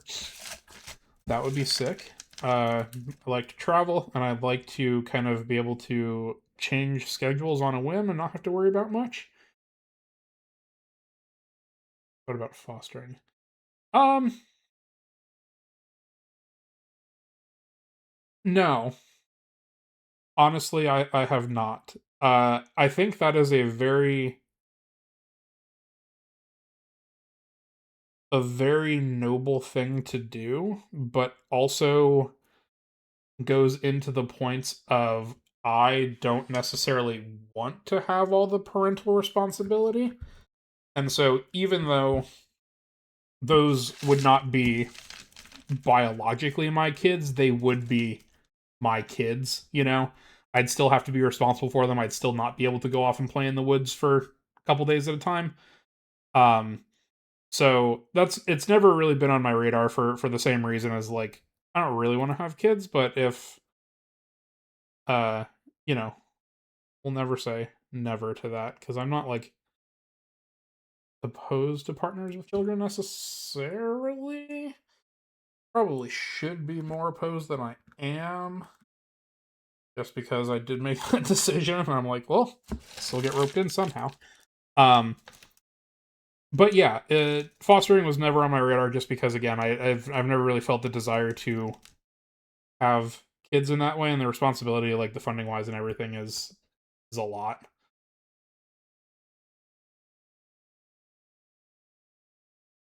And see, it works. People like Space Camp, and if that is the situation that works for you, and you feel like you are capable and willing to adopt and take care of kids and go through the foster system and everything like that, that's great. But parenting has never been something that I necessarily have the strong desire to do, especially when I can just pin bugs. The same reason why I don't have any like more intensive pets. I've got a bunch of spiders, I've got some snakes, but I don't have a cat or a dog because what if I want to leave for a couple days? The spiders can go like 2 weeks without eating. Not that they do. I always hire a sitter if they're gone, if I'm gone for more than a week. But I'm not going to come home to my house destroyed if I end up staying out blacklighting until like 3 a.m. instead of 10 p.m. like I had planned. You know, you know. So I with my current setup, I enjoy the freedom and flexibility that I am afforded in terms of scheduling. So that is we're we're kind of cruising. I'm not gonna lie. This is going quite a bit faster than I expected it to. But we still have a lot more.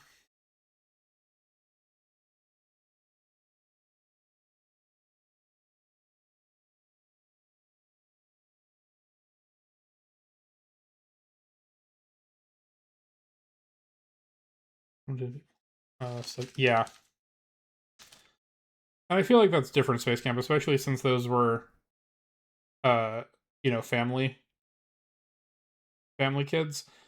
My best friend asked, before they had their first one, if I would want to be godparent, and I was like,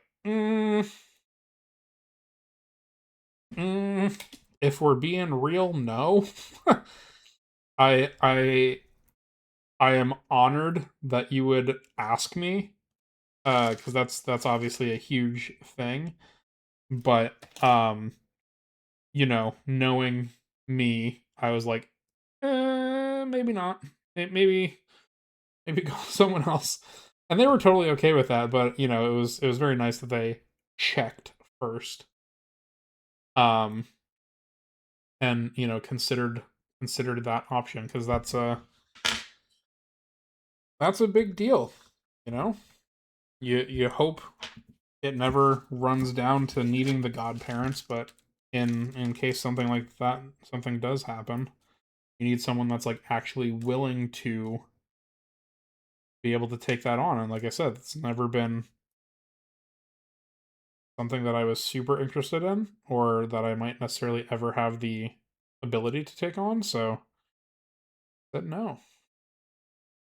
And again, these are the same kids now that I get to be super fun uncle to make them little menaces like I was. But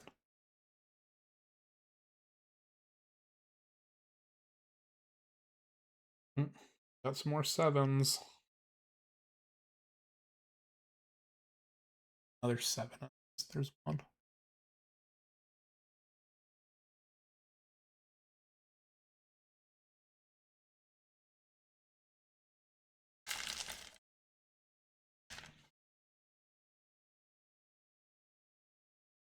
Actually, Ophelia, that was the seventh seven.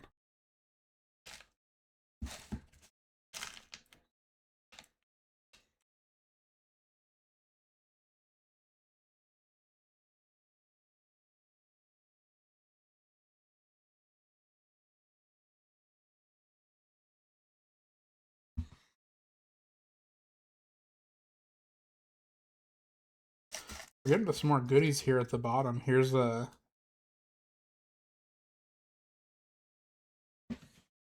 one of the extra long insect points.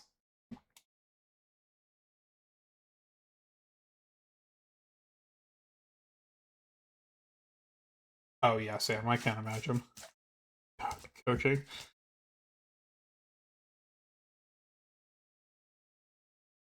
Again, very valuable that people that do.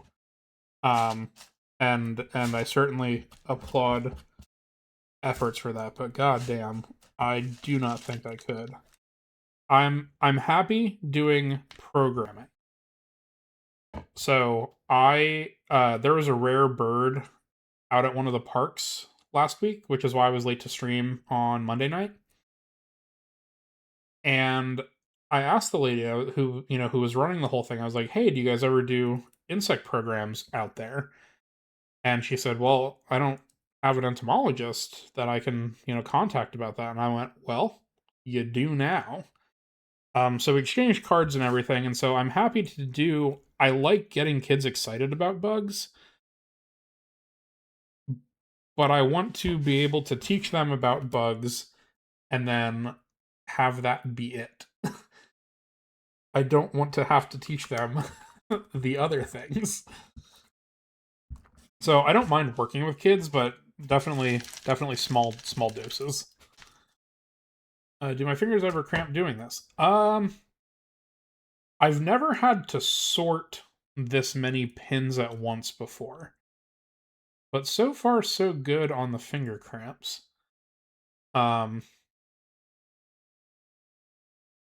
in general, working with insects and working in the collection, I end up doing a lot of manual dexterity things with my hands, especially grabbing like single pins to move specimens around and whatnot. So I feel like I'm pretty well equipped for it in general. Uh, but so far so good. Adding working content. Well, I'm glad, Sam. I don't know if you were here at the very beginning, but I said I started sorting this last night at like 11:30, and I went, no, I'm not just gonna sit here and do this by myself. we're gonna we're gonna do something with it. And I feel like people are interested enough. I mean, I'm not a I'm generally not one concerned about my view count, but we're doing pretty good right now, especially for not a super engaging show off the cool specimens stream. People seem to like the bug. Ow. That's a 3. Somebody can add one there. Uh oh, that's fine, Sam. Not a bit. You haven't missed much. It's been this the whole time. Um.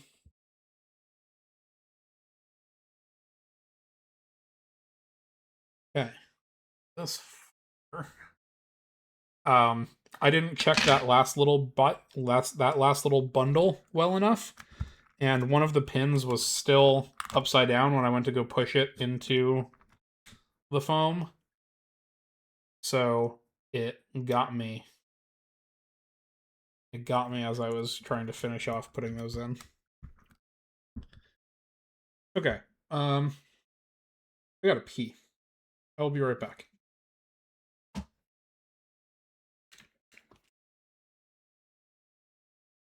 I have not. I need to set that. I have not set the BRB screen yet. But yes, I'll be back in just a second.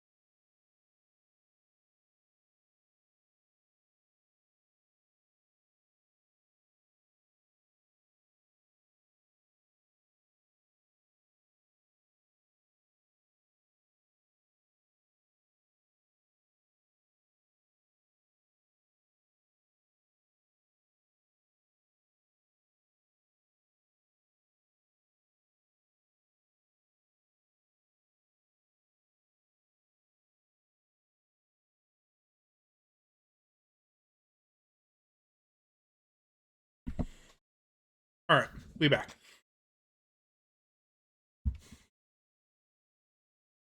Hi, Hillnix. Thanks for stopping by and hanging out.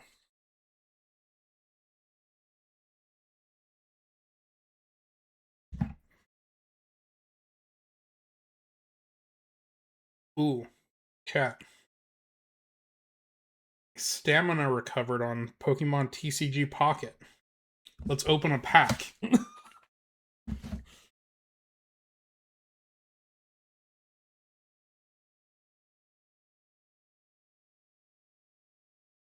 Aha.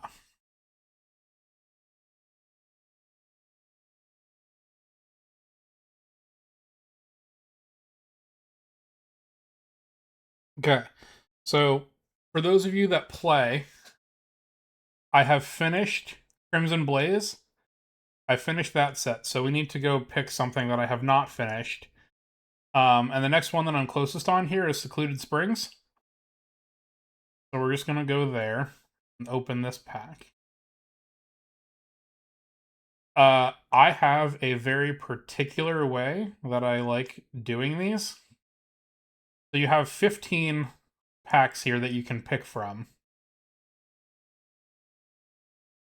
And the way that I do them is that I will always go this way to the 7th pack unless there's a pack that's backwards before the 7th one.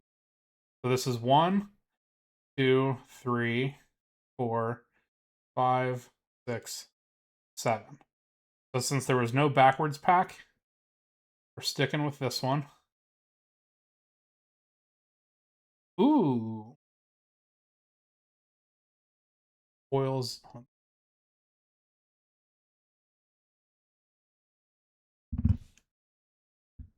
Zoroark. Fletchling. Slowpoke. Galarian Corsola. Jellicent. And that's it. Oh no. Right.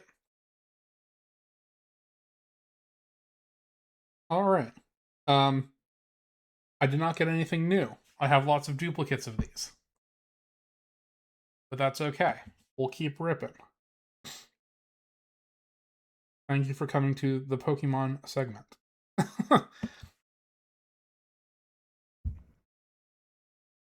Back to insorting. Celestial Guardians. So the thing that frustrates me with some of these pack sets is that there are two, like, you get different stuff in the Celestial Guardians packs. Like the Solgaleo packs give you different cards than the Lunala packs. And when you go to open 10, like you can use your hourglasses to open more packs at a time, is that you have to open all from one thing. It won't let me do like 5 of these and 5 of these, which is annoying because some of them need to uh some of them have to be in different packs, but you never know which ones you need to get. Oh no, Nicolio. 'Tis I, Eventomology. Oh, Granola, you were touching grass? Hell yeah. Good for you. Morning/afternoon to you as well. We're sorting pins.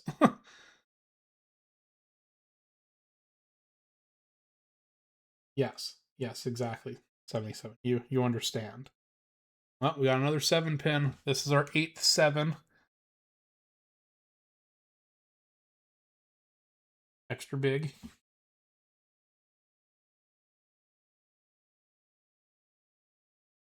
Oh, pack points is smart. That's actually a very good strat. Hit me, Nicole.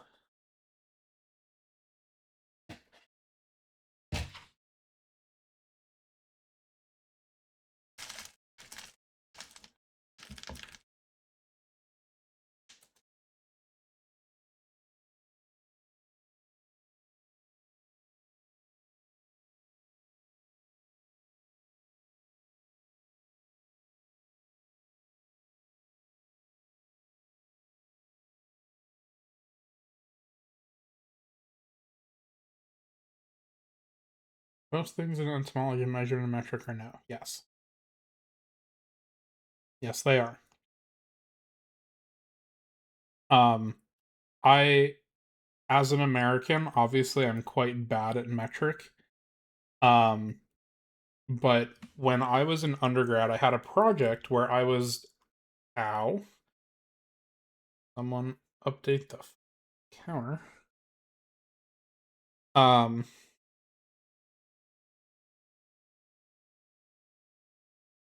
when I was an undergrad, I did a project where I was doing morphometrics on bedbugs.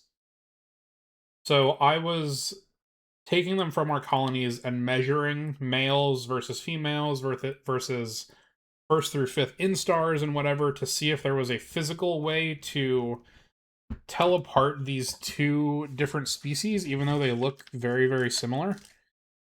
Um, and as it turns out, an adult bedbug is about 5 millimeters long, like almost exactly 5 millimeters long. And so after seeing those bedbugs like so often, I had a gauge as to like what a millimeter is and how big 5 millimeters is. So if it's something in a relative ballpark of a 5 millimeter measurement, I am all for it. And I can usually extrapolate. But um quick conversions are not my friend, but I can definitely give you a rough measurement in millimeters. But it's hard for me to convert like, oh yeah, that's what is it, 2.54 centimeters per inch. So that's 254 millimeters per inch. I have like a hard time being like, oh yeah, that's 75 millimeters. That's, a quarter of an inch or whatever. 25 is way too high for a quarter inch, but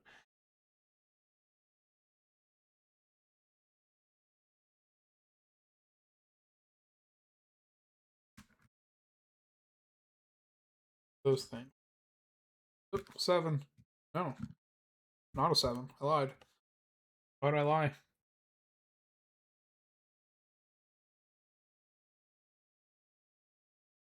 Your circumference.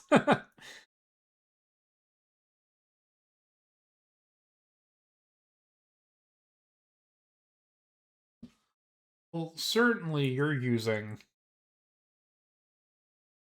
metric, right? Biltmore sticks are metric. So when you're calculating diameter at breast height, oh, they make everything in bulk. Interesting.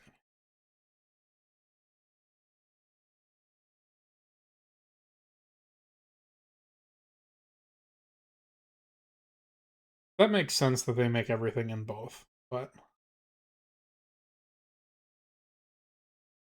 hmm.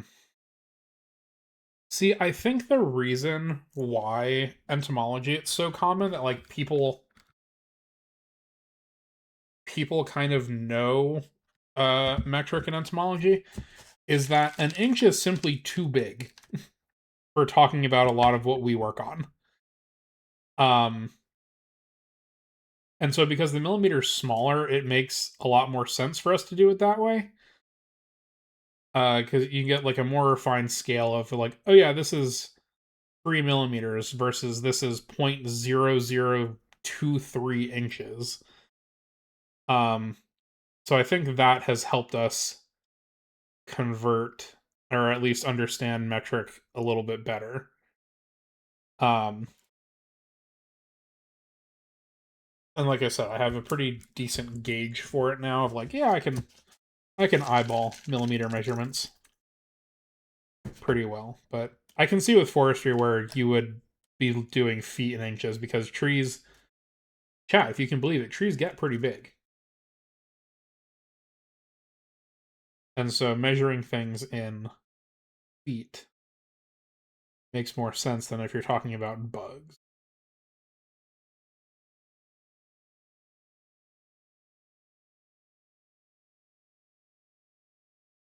Yeah, yeah. No, totally. I think I am far from a imperial measurement stan. I like we can get rid of non-metric. That's totally fine with me. But that's a much larger issue. Forestry pretty directly feeds into board feet, and that's how American buildings are built. Yeah. We're locked in on it, even though it's stupid.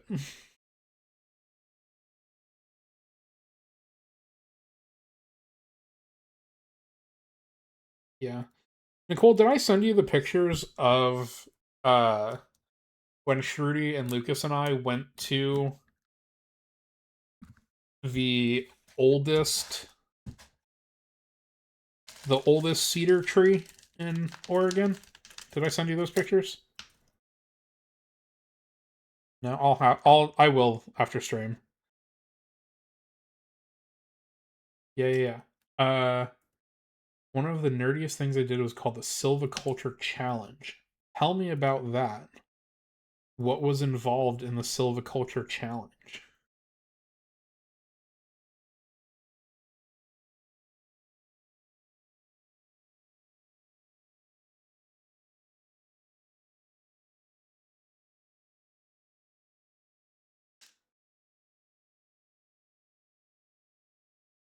Because we've got some pretty nerdy entomology competitions. I mean, for those of you that know the lore, that's how Dr. Allison and I met, was at a trivia competition that was just bug. It was just insect trivia. But then more recently at the National Entomology meeting this year, we had a pinning challenge. So everybody was given the same set of specimens to pin from and 25 or 30 minutes to pin them. And I was one of the judges of like, oh yeah, this person prepared them better than this person in the given time. They curated them correctly, they put labels on, whatever. And so we've got some pretty nerdy things like that too. But what's involved in tree nerd? Ah, so here's another weird pin thing that happens. So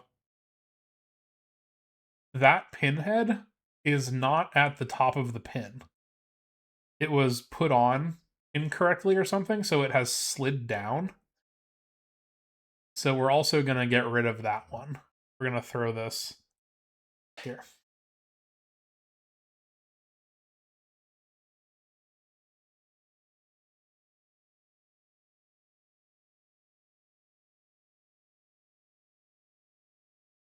Do I have a sharps box? Nicole? You mean my diet iced tea that I've cut in half? That is my trash bin?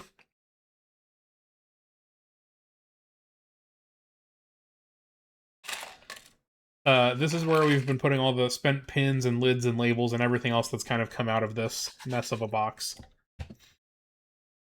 So yeah, this is my sharps container, but it's certainly not an official one. Okay, Silviculture Challenge. Two professors, one from UW and one from UBC. Many bet that they have the best forestry students.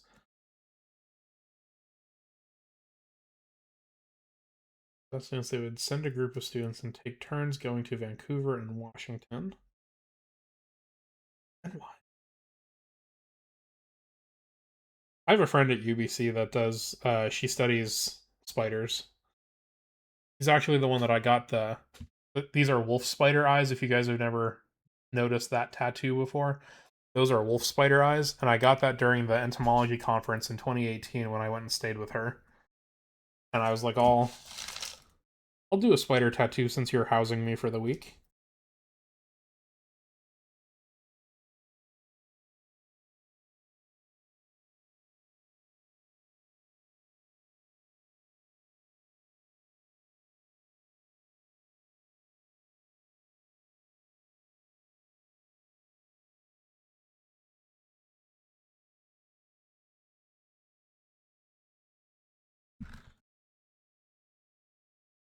Hello, hello. Thank you for the follow. Let me gotta bust out a new iced tea.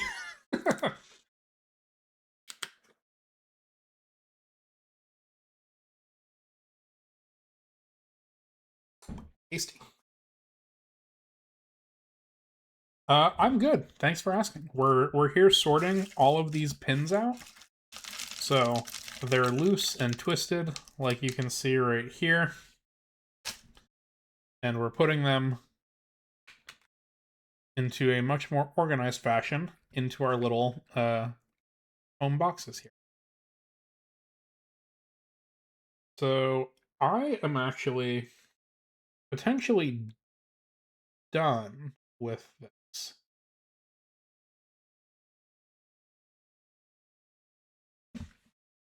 Thanks, Af. Another one.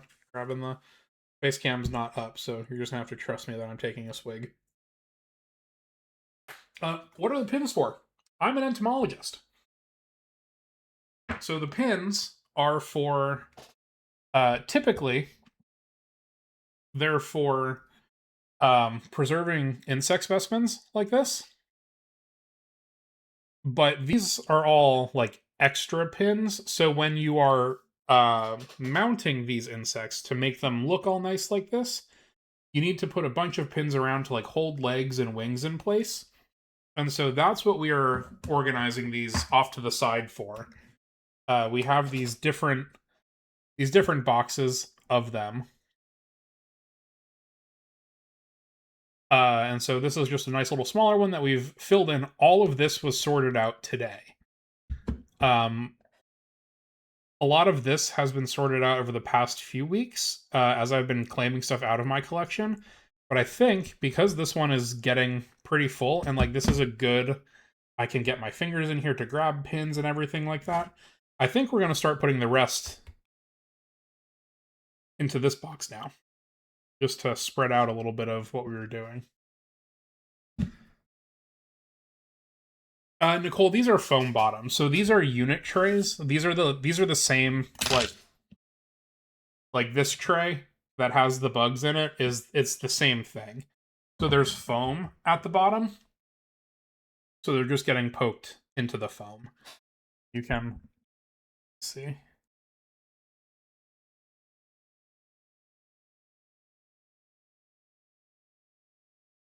Yeah. So they just go in there. I would just buy more. Flumgood, I don't know if you were here earlier, but 100 pins is like $7 now. And so you typically don't get rid of pins because they're quite expensive. I don't know how many we have here, but we've got several $100 worth of these extra pins. And because they're so expensive, you keep the ones that you know the sizes of and that you know are new for actually going into the bug. All of these are extras for, like I said, holding wings and legs and stuff in place while they dry. And so you can reuse these infinitely, basically. So I'll use this to like, I'll use this one to prop a leg on one specimen, and then when I'm taking these out, I put them back in my little box here, and then we can just keep redoing this forever. So the pins are expensive. That's why we don't just buy new ones. Everybody I know has something like this. I keep my new pins, like the ones that I'm actually going to be using in specimens, in vials like this, separated by size. So these are 2s. But then you have all of your extras that you like don't know what size they are. And so some other people keep them in vials like this that are just like miscellaneous. I really like the unit tray method for them. So this is just my preferred thing. I don't have to do it this way, but this is just how I choose to do my specimen thing. And it's I've never had to sort this many all at once. This is not a normal task that I have to do. This is kind of like a once in a lifetime sort of thing. No, I wouldn't say lifetime, but very infrequently Because once I have them separated like this, I'm able to just grab from here, and then when I'm done, I can put them back. Pretending to know what you're talking about. How did you find me, Topher, if you don't mind me asking? Were you just browsing the just chatting category?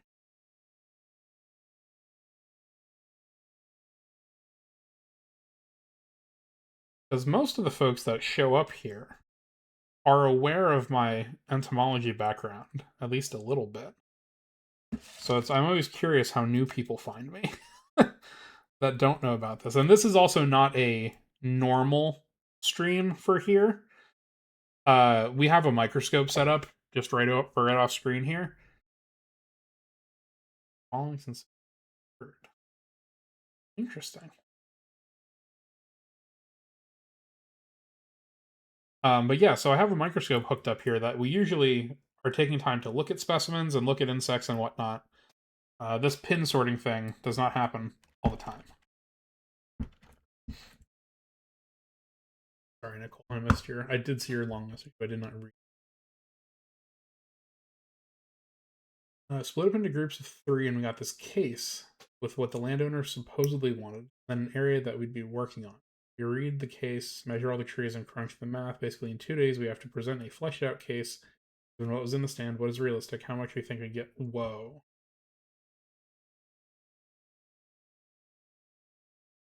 That is nerdy. Did you win? Were you the best?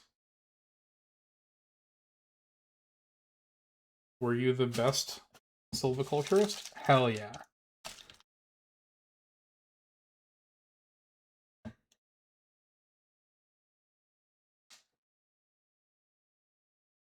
Very nice, Nicole.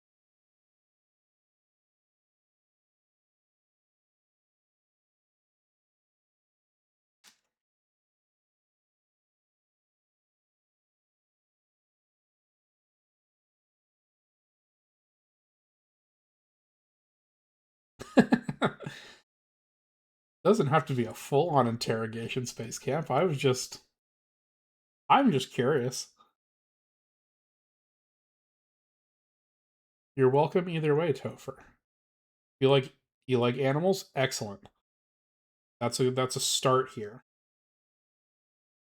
We're very insect focused, but also very animal focused in general.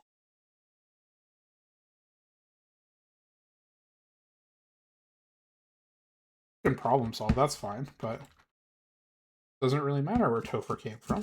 We're just happy they're here.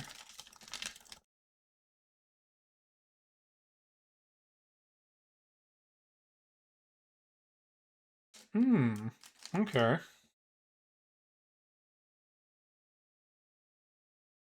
What do you mean, kind of? Yes, you are. Don't downplay it. You are a tree sciencer.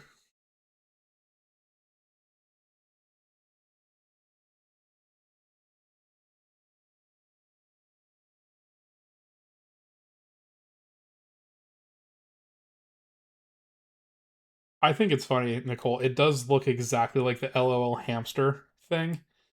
Um, but other chats are using that now. I'm pretty sure I think I'm the LOL in Amanda's chat now too.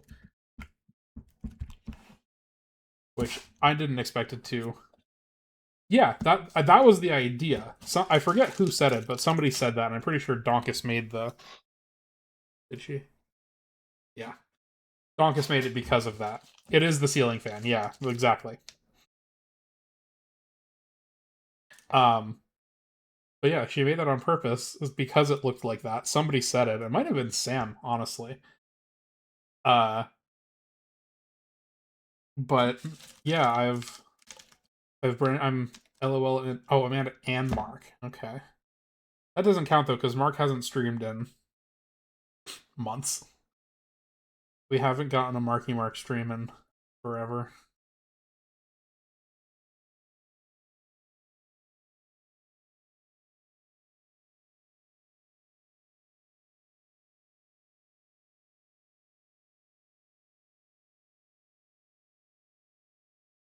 Not like how many bugs.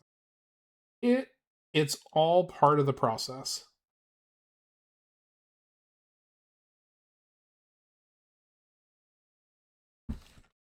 Not everybody needs to be in a lab or a museum like I am all the time.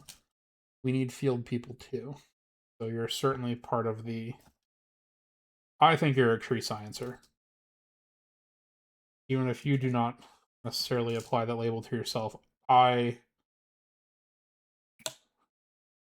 think you're a tree sciencer. I have written papers, yes. It's like the least fun part about science. I just submitted 2 more last week.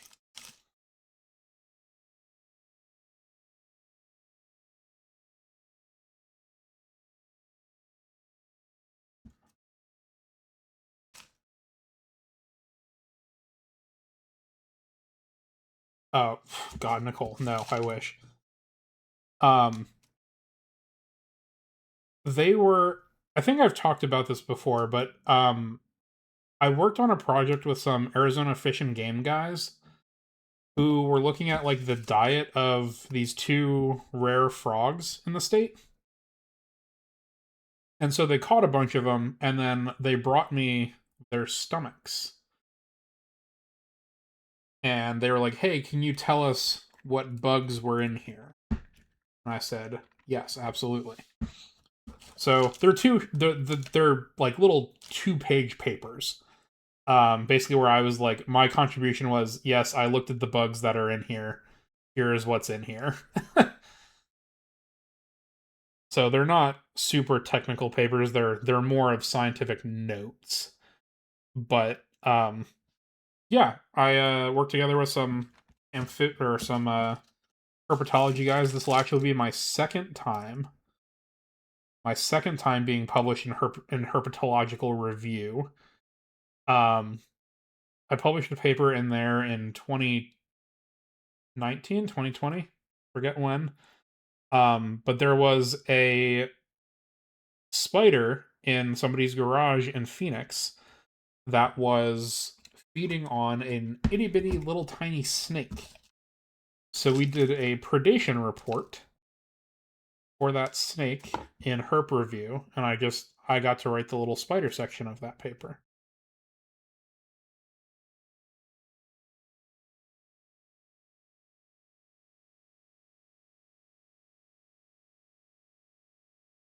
Not publishing. It's got pros and cons. You know, presenting the new science and like having something that your material is useful and people are looking at it. I just, with all the papers that I've submitted so far, I just hit my 50th citation, which felt like a pretty cool milestone.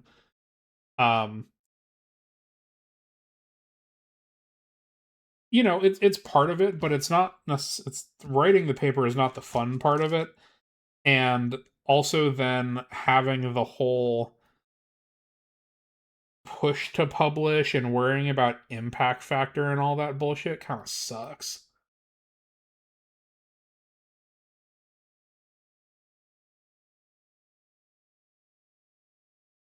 Complain about reviewers. Oh yeah, absolutely. They're the worst. Specifically reviewer 2. You never know who's reviewer 2, but every time reviewer 2 is the one that's kind of dickhead. Hey Lily, welcome in.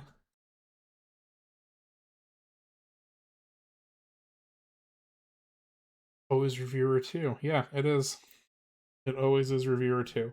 But yeah, I mean, publishing my master's stuff, the paper that came out of that, I'm very proud of it, and I've sent it to you before, Nicole. It was one of the first things that we talked about. Um, I'm super excited that that's out and that like that exists, but publishing that was a pain in the ass. Post burn one, no, the grassland one. Maybe I did only send you the burn one. I don't know. But the grassland ecology one was great because like that was the big culmination of my master's work, and that was like my first author publication. But the whole process of going through the review, not only with like the editors but also with my co-authors, was so demoralizing.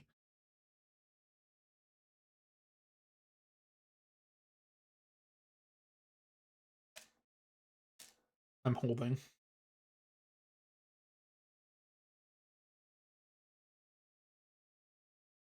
holding for Nicole's ad. Okay, you're back. So the process for getting that paper submitted, like arguing with my co-authors before then having to argue, not argue, but like go back and forth with the editors on formatting and all that stuff.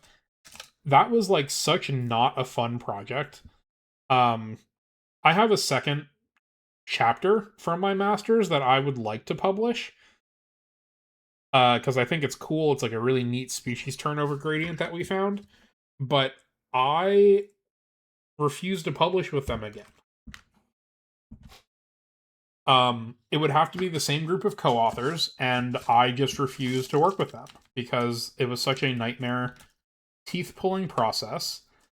Because there were multiple people on that paper, which is fine. Having multiple co-authors is fine, but there were other professors that were not entomologists on that paper that were like, "Oh, well, this is how we do it in our science," and it's like, well, good thing this isn't yours then. Like, so it was a very, very frustrating process, and so I just won't publish that second chapter, which kind of sucks because again, I did the work; it's pretty ready, but I just don't want to have to deal with it. Um, but the post burn one that I sent you, I worked on that with two like bros of mine. Like that was a fun paper that we worked on. We hung out and it was great. That was like such a drastically different publishing process because yeah, we had to deal with the reviews from the editors, but we didn't have like the infighting of like, oh, well, you should do these stats. And I'm like, well, I did those stats and they don't actually show us anything. I'm like, oh, well, you should do those stats anyway because that's how we do it. Shut up. Stop. And then again, for those of you that are not in like science or in academia, different journals, so like different places where you submit your papers to, have different impact factors. And that's a thing that some people care about. You know, it's like, oh, you've only like your paper has only showed up in a journal with a zero point 0.8 impact factor, and we want you to have one that's published in an impact factor of 4. And it's like, why? What does it matter? Granola, thank you. Big dubs. Thank you for the gift sub to Nicole.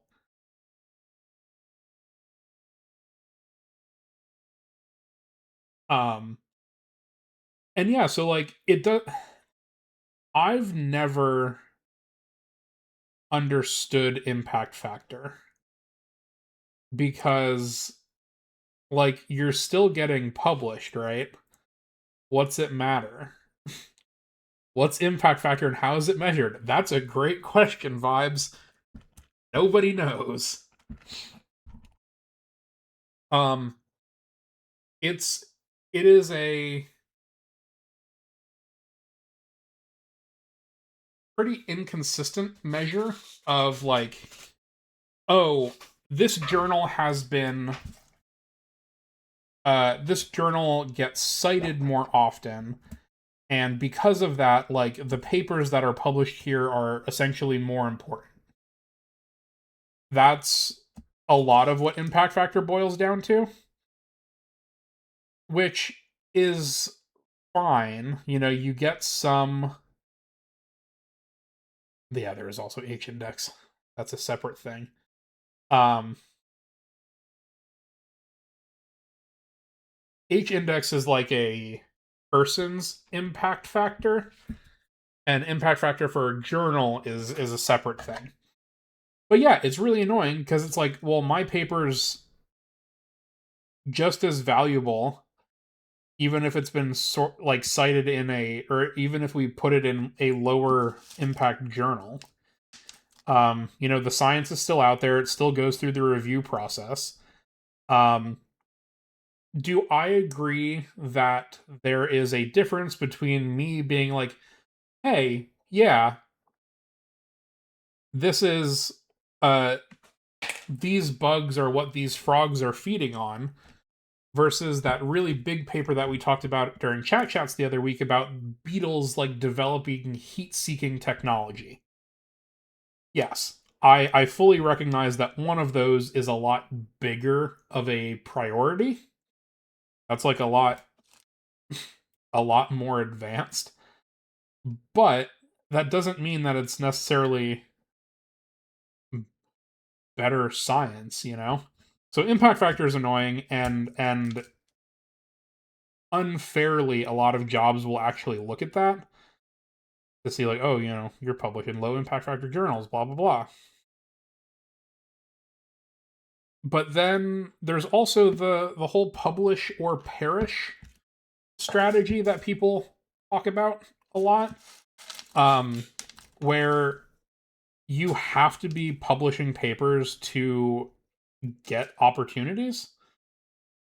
Coming out of my undergrad, I had one paper that was submitted, and that was a lot.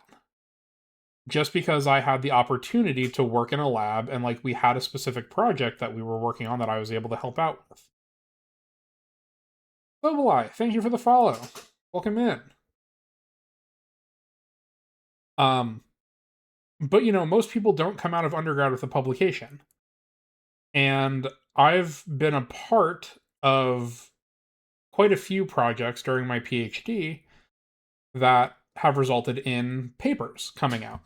Now, I'm not the first author on a lot of these, but I'm still publishing. And so, if I were to be going for a more competitive job, what song is playing right now? Oh, Flipgrid. Yeah.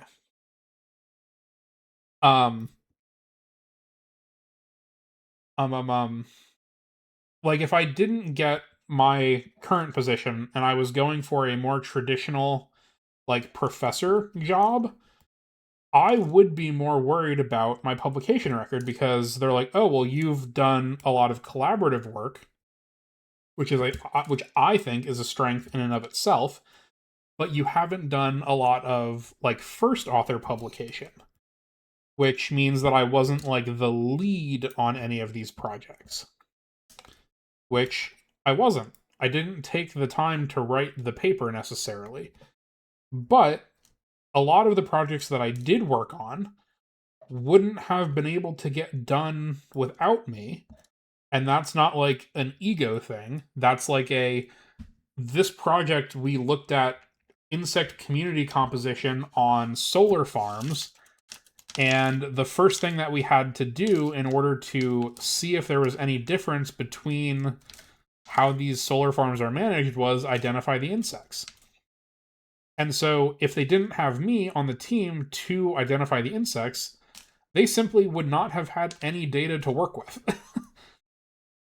And so even though I wasn't first author on those pages, like it wasn't my paper per se, because I did not do the stats, I did not do a lot of the writing, but like my contribution to that paper was pretty dang high. But that's just not what they look at. They look at superficial things like impact factor of the journal, and also if you've got first author publication. It was my information. Exactly, Granola.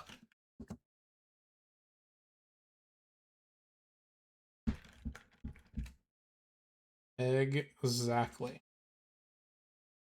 Yeah, it's all silly. Academia is silly. Science is silly, but That's why I'm not doing that kind of science, and I just get to do the science where I get to play with bugs all day. I get to do the fun stuff and publish if I want to, but I'm not in my current position. I don't have a uh like a publishing mandate. Some folks where they work, they have like a you have to at least have submitted one publication or more a year. And that gets really tough because sometimes, especially with what we do, you need multiple field seasons to get enough data to work on something. And so there's this really big bump of like, yeah, you have to do X number of papers a year. And it's like, well, that's so like, yeah, I understand this is coming from like upper admin, but when was the last time that you had field season? Like you had to go out and do that sort of stuff. So it's 'tis not for everyone. Like I said, I do not have a publishing mandate at my new job. I can publish, and they support, like they'll give me funding to submit the papers. Uh, if I do have stuff that I'm working on, but I don't have to publish necessarily to keep my job. 1229 is an emote. Rip to that cockroach, am I right?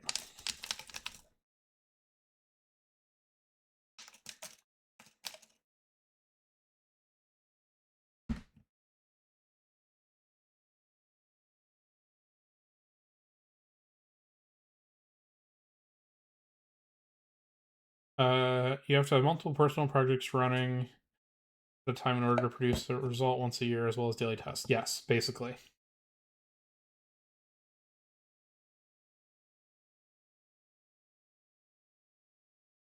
And at least for some of the publishing things that I or some of the mandates from people that I've heard of is that they don't have to be first author publications necessarily.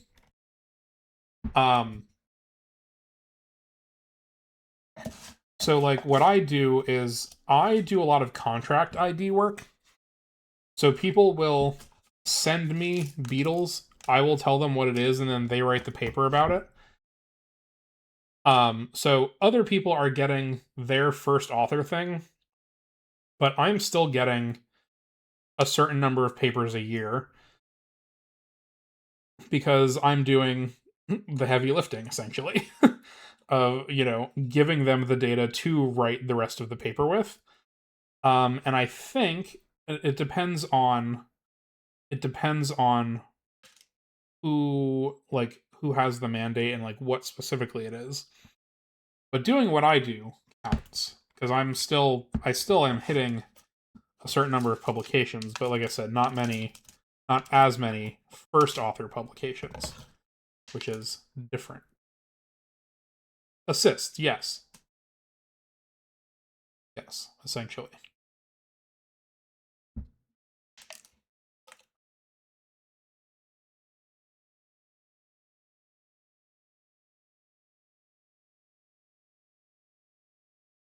Can't complete the paper on the bug if they have the wrong bug. I am essential. Flumgoon, I wish more people thought like you. This is Ishiboshi. Yeah, this is called Say Yeah by Kishi Bashi.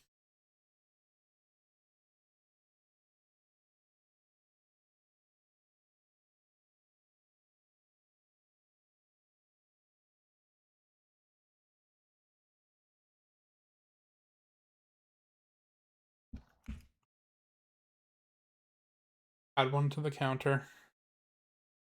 Got a pin in the finger. Someone add one. We're getting pretty low here, chat.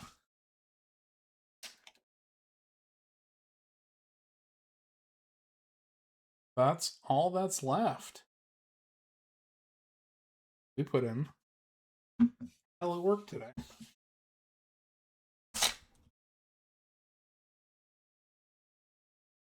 We got some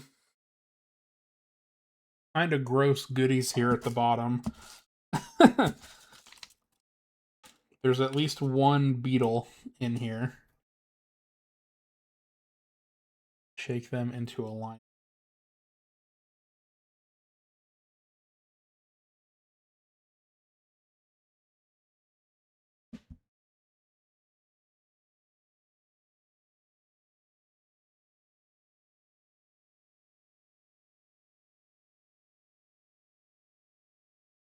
I don't know how.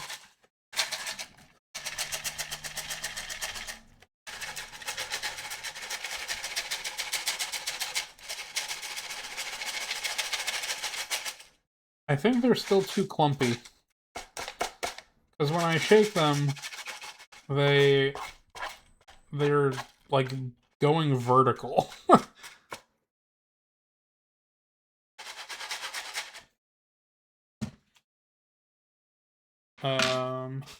I think it's Lover.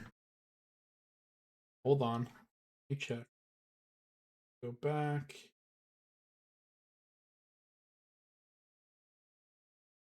I click this. Oh, I see the lyrics. Lyrics.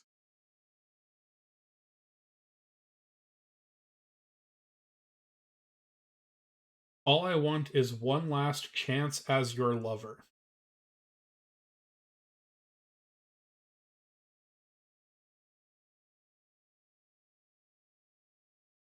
Mother is better.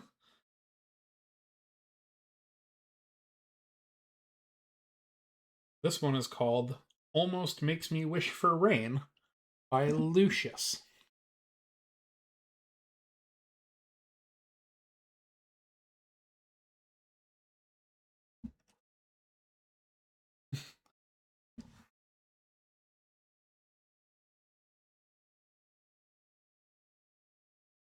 Blumgoon, you get it. You see the process.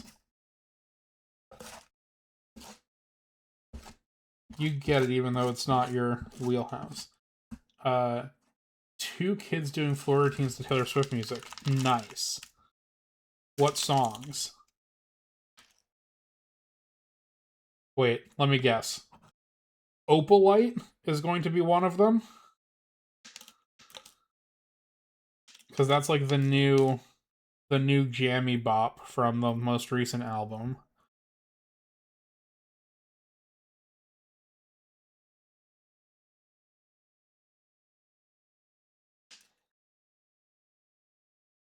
That's all my guesses, actually. No, not Opalite. Ready? Oh, okay. Shake It Off's a classic. Hopefully not Wood. Yeah, I also hope not.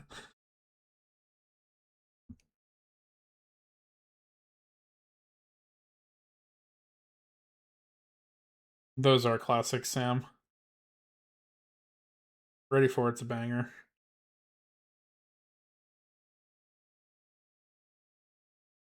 Okay, so this is another thing that we'll be tossing away. This is not an insect pin. I also don't think this one's a nail. I don't know what this one is, but it's got a weird flat head. And it's too thick for bugs, so into the sharps container.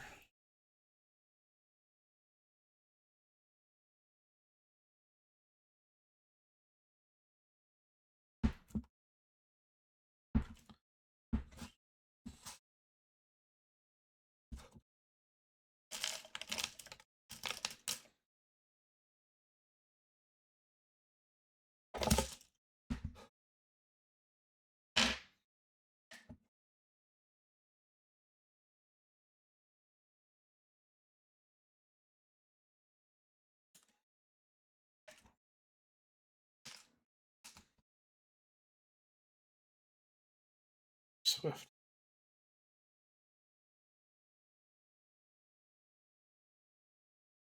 I mean, there's a reason that those ones are popular. Those were some of the big hits, but I do prefer a deep cut myself. Hit me with a right where you left me or Enchanted or Christmas Tree Farm.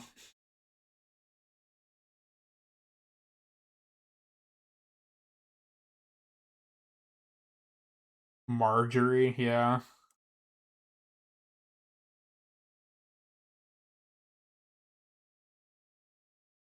Pickle! Thank you, thank you. Daily dose. I got nothing. I've got no options for you today, Pickle. No bugs to show off today, but thank you for your service as always.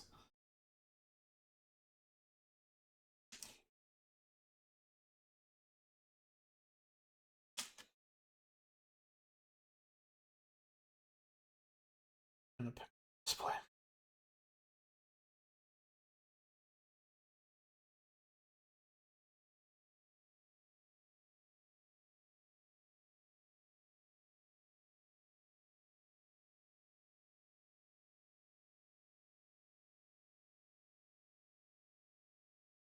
Hmm. Interesting. I'll think about that. Oh yeah, Jambob, we made a lot of progress. This is all we got left.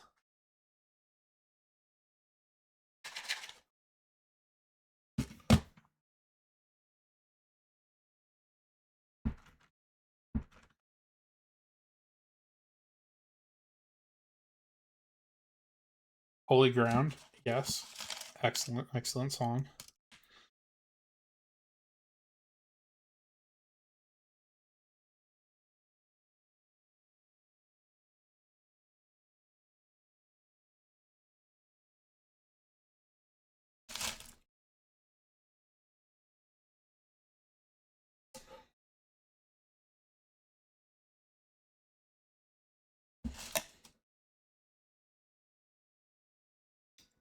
Dangerous operation.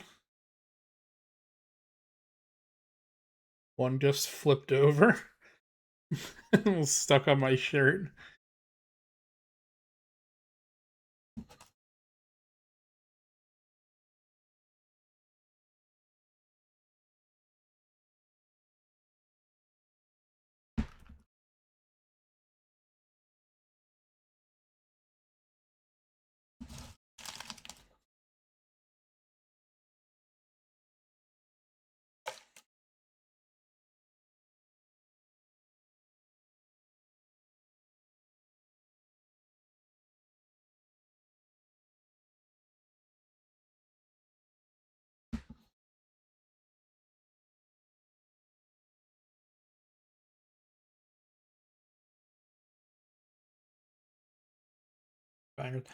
Yeah, Flumgoon. I have been an on the ground Taylor Swift fan since before she got famous. She grew up like 45 minutes away from me. And so the summer before she moved to Nashville, um she performed at a county fair in our area. And we saw her there just like by chance. She was not a name yet to be like, oh, like we're gonna go see Taylor Swift. It's like, oh yeah, I saw her perform before she went, like before she moved and got famous. The whole thing.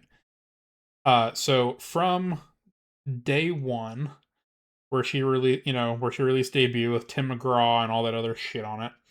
I have been a Taylor Swift fan, but then this was when she was releasing um Fearless and Speak Now and all that other like those other early albums. That was like 2008, 2010, whatever. Was when I was in like middle and high school. And obviously as a boy, it's uncool to like Taylor Swift. So I was a uh, secret Taylor Swift fan. But then I got back into her in college when she released 1989. I was going to a conference and our advisor had gotten the CD, uh, the album release. So we listened to it on the way up from Florida to, I think we were going to South Carolina at the time. Um, and that's when I got back into her. So then when I moved and I did my master's in Kansas, that was 2018 when she released Reputation. Um, I went and I saw her in Kansas City. So that was my rep tour was my first Taylor Swift live experience. So I wasn't like a grown up, got to go see Taylor Swift in like small venues and whatnot. She was already doing stadiums by the time that I like actually saw her live. Um, and then I also had tickets for Loverfest, which was her 2020 album release in Los Angeles, because at that point I was in Arizona, and so I was going to drive to LA for it, but there was Loverfest East and West. There was one on the East Coast, one on the West Coast, and I had tickets for Loverfest. But then it got canceled because of COVID, and then during COVID, she put out uh, Folklore and Evermore, which are phenomenal albums. Um, and so I've been really into her basically since the end of undergrad, but going into, all through grad school, I've been a big, big, big Taylor Swift fan. Um, and yeah, does she have questionable decisions? Is she like a billionaire and that's bullshit on its own? Yes. I don't have any delusions of like, yes, I think Taylor Swift is a super good person or anything like that. I don't think we would be besties. Um, but I fucks with her music. What can I say?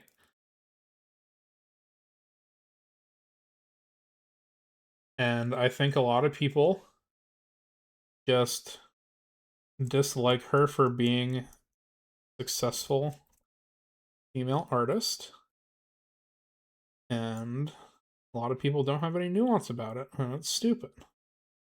So yeah, big T Swift fan.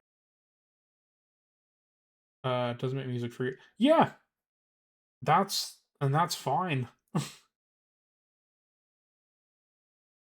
Stopped listening after Folklore and Evermore because she started churning him out. That's true. And then with the re-releases and the vault tracks, there was definitely a lot uh in the post-COVID era of being a Swiftie, of getting the old album re-releases and whatnot was a whole thing. Doesn't music for me, that's fine. Yes, it is fine.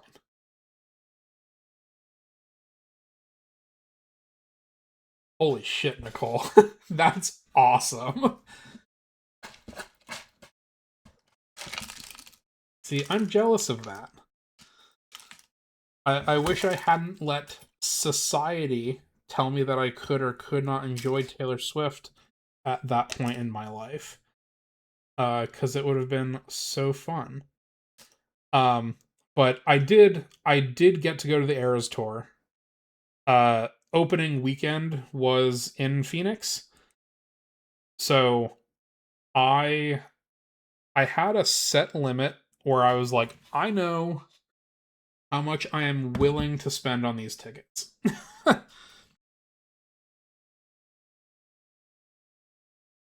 And I was like, we'll see how well we can do with this.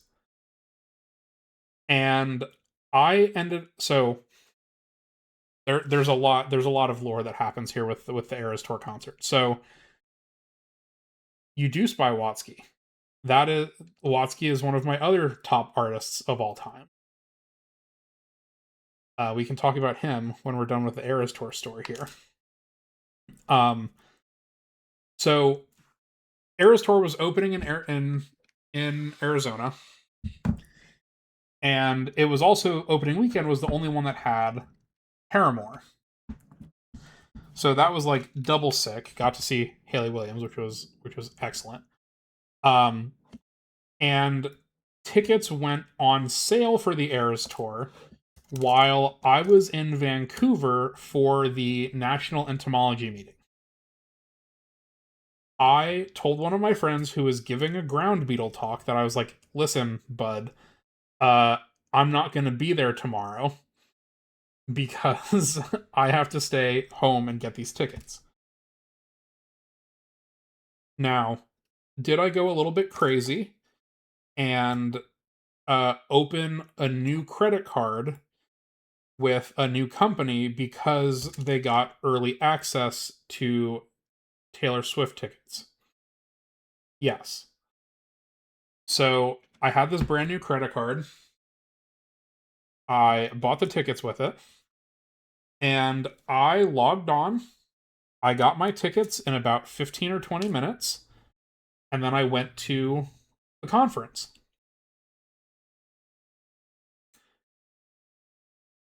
And I come home from the conference that night, and I'm checking social media, and everyone is losing their damn mind. They're like, I was in Ticketmaster queue for 14 hours, and then it kicked me out, and I didn't get tickets. Everything got booked up super fast. Everything's so expensive. I was like, what the fuck happened? Why? Well, where was I? And so this was the whole Ticketmaster like scalping debacle that happened around the Eras Tour, where basically the Eras Tour broke the website.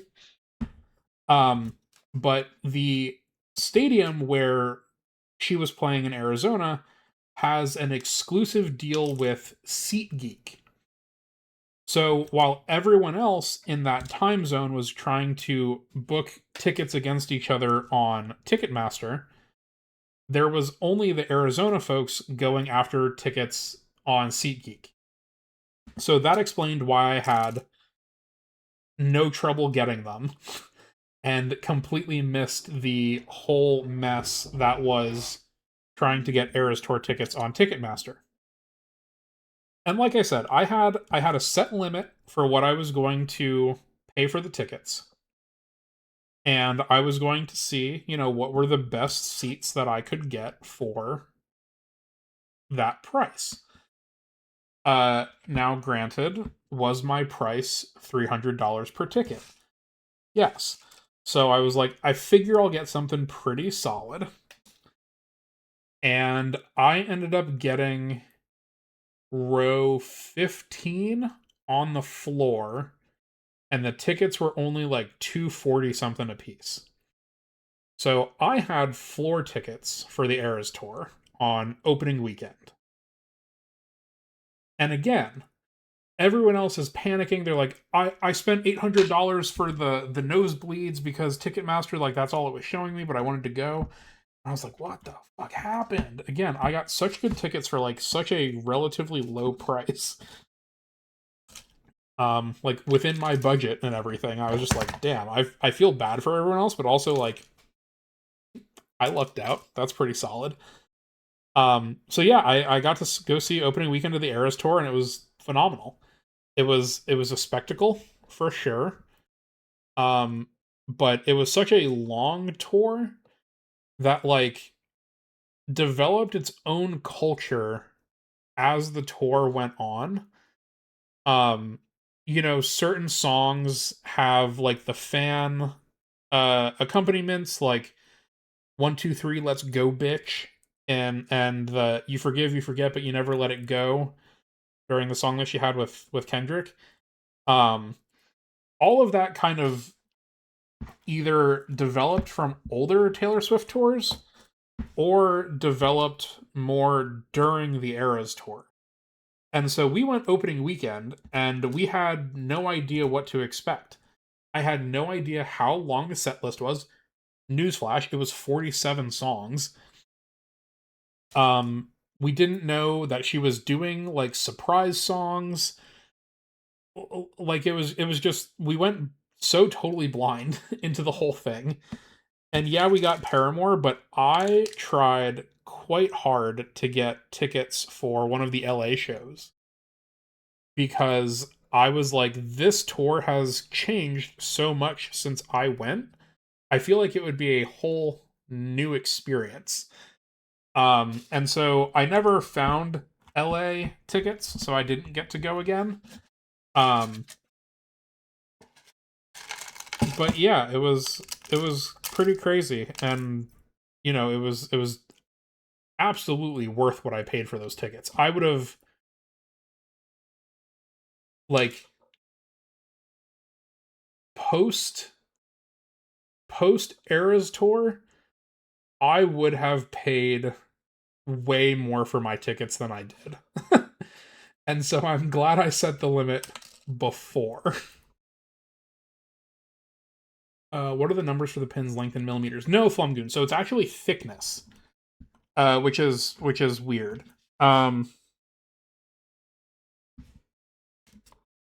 So like this one, let's flip over to scope cam for a second.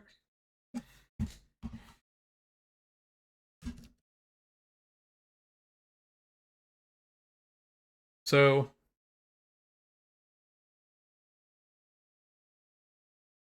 so you can see how the different thicknesses are here. The pins are the same length, but the thickness is different. So this one on the left is like, it feels like a 00 to me, and you can see like how bendy it is. Versus this one, which I think is a 2, how like a lot more rigid it is. So it's just how thick the pin is. Everything 000 to 6 is the same length. But then we do have 7 pins, which are thicker still, but it's also a little bit longer.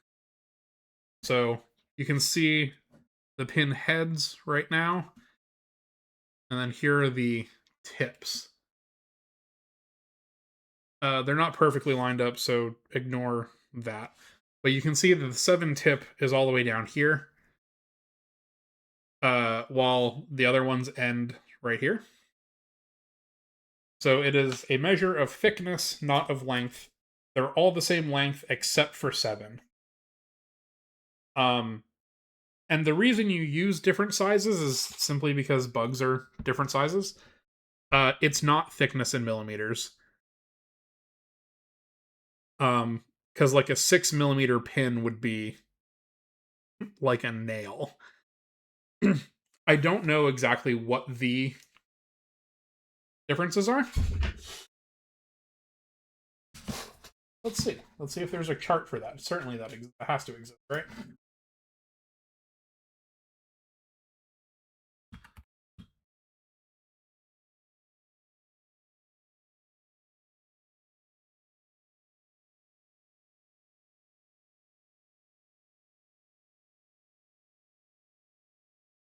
Okay. Google is saying that a 000 is 0.25 millimeters, where a size 2 is 0.45, and a 7 is 0.7. So it looks like it goes up 0.05 of a millimeter every size.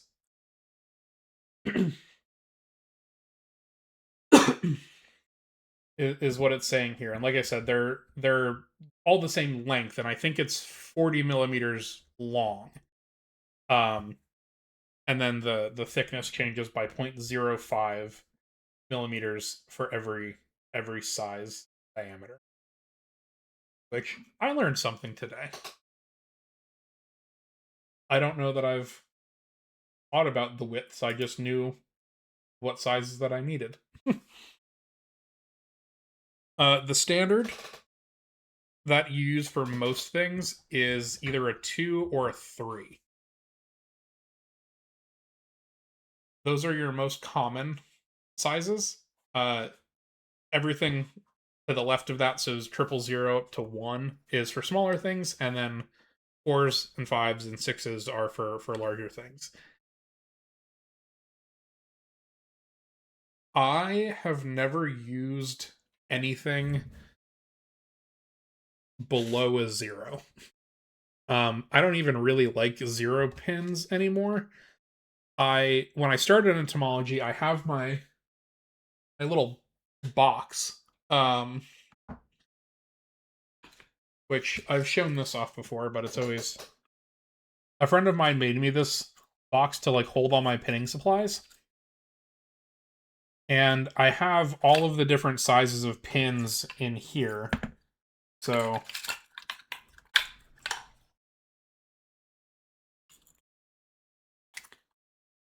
I've got 1s, I've got 5s, whatever. So I have a little bit of all of the pins in here. Even though I only use 2s and 3s, I have purchased 1 pack of 6s in my entire life. And this is it. This is the same pack of 6s that I bought back in like 2015 probably, and it is 90% full. Whereas I go through probably 2 to 3,000 2s and 3s a year. So certain sizes are way more common, and I keep this box on reserve, but I am using 2s and 3s for just about everything. If it's smaller than I would want to pin with a 2, I'll point it. And some people really dislike pointing, so they won't, but that is what I do. And part of the reason for that was how skinny some of those smaller sizes are. I don't even know where that one that we just put away went. But some of those smaller sizes are so thin that they bend when you're trying to put the pin through the label. And so anything smaller than like a 1, I feel like the pins get really like, I don't know how I'll be able to show this. So like this one, this is probably a 0. You can like, if I'm trying to push through here, you can see how much it flexes. Versus, these are 3s. No, this is a 2. Where it's a lot stiffer and you can actually like push, like this went through the box. So stability wise, I don't use anything really smaller than this. I just put them on a point. The yellow ones are glass top pins, and I think these are for like sewing. These are non-entomology pins. These are just like a glass pin that you would put, on a bulletin board or whatever.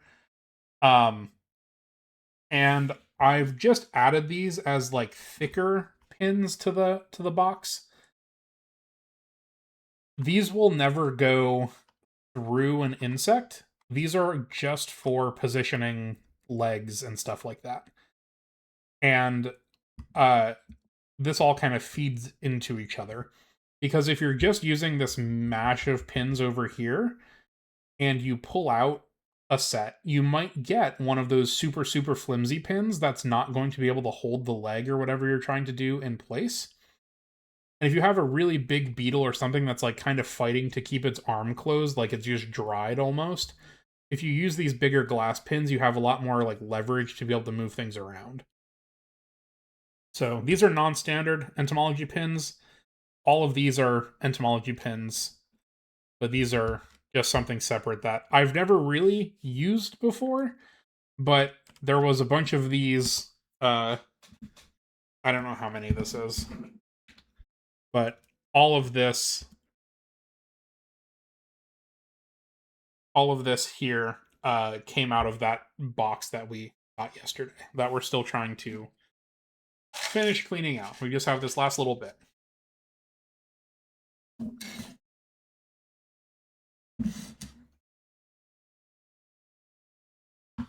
All right.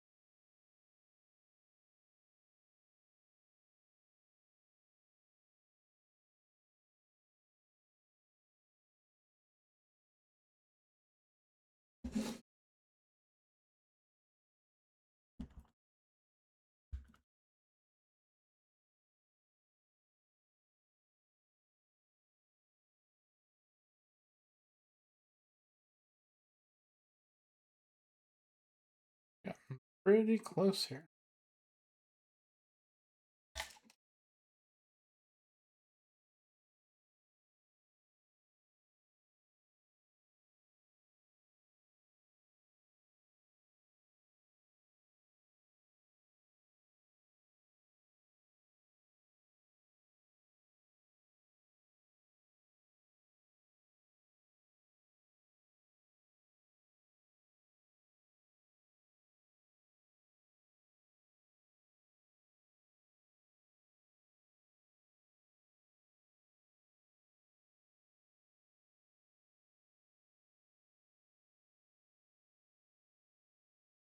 Flumgoon though, something that I was thinking about putting together. Uh, we have all of the sizes of pins at work. One of the first things that I did when I got there was like take inventory of our pin stocks, and we had like 250,000 pins, but an absurd number of them were sizes that nobody uses. So we've got hundreds and hundreds and hundreds of triple zeros and double zeros and sixes and all that stuff. And I've always thought it would be fun to have uh like a piece of cork or some sort of frame where they're in. You know what? There's a picture that exists online.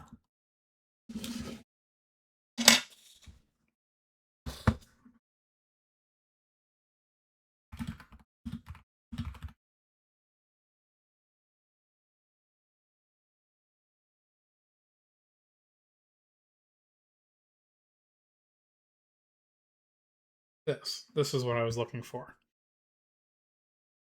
Are you still here, Flumgoon?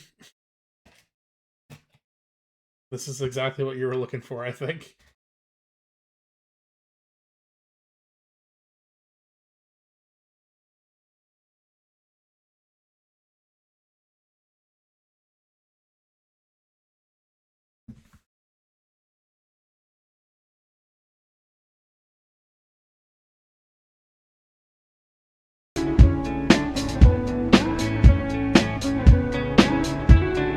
Well, I was thinking about doing something like this, where you've got your triple zeros on the left, and then you've got all your increasing sizes, and you can see here a little bit better how the thickness changes.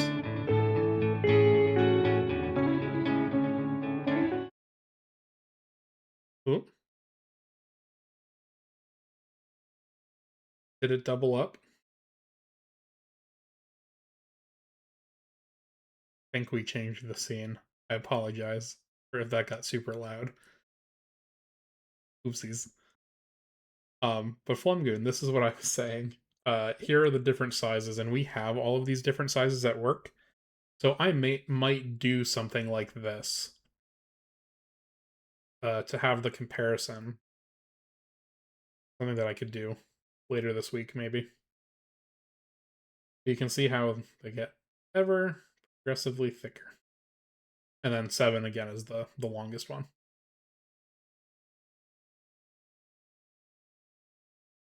Sorry for the loud jump.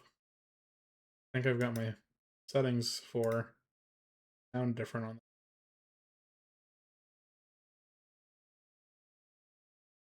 7 is long. And so 7 doesn't fit in every insect cabinet. Because not only are there different pins, there are different size standards for things. So don't have any Alacad. But the idea with the unit trays, so like where you keep the insects, is that they're modular. So this one is an A tray. And this is, there's 8 of these in a drawer. But then this is a B tray, which is half of this, which means there are 16 of them in a drawer. And then you've got D trays. No, C trays, which are part of that. So there's 32 of these in a drawer. And then they also make D trays, which are half of this widthwise. So like imagine cutting this straight down the middle here, so they're really skinny. That's annoying, and I hate that. I hate D trays with all of my existence.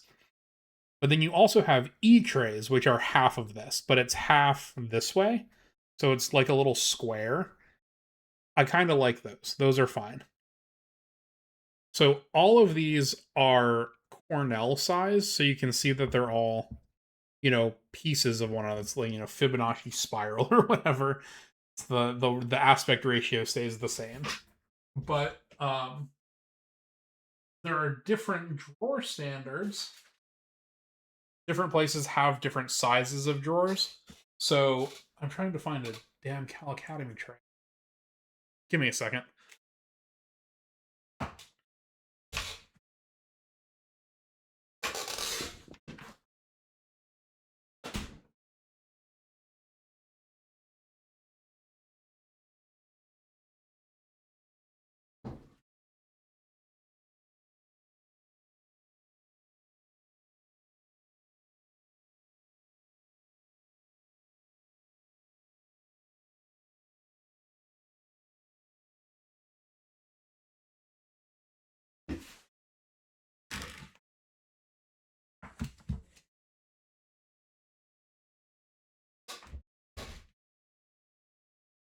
So these are Cornell style, but then these are Cal Academy size.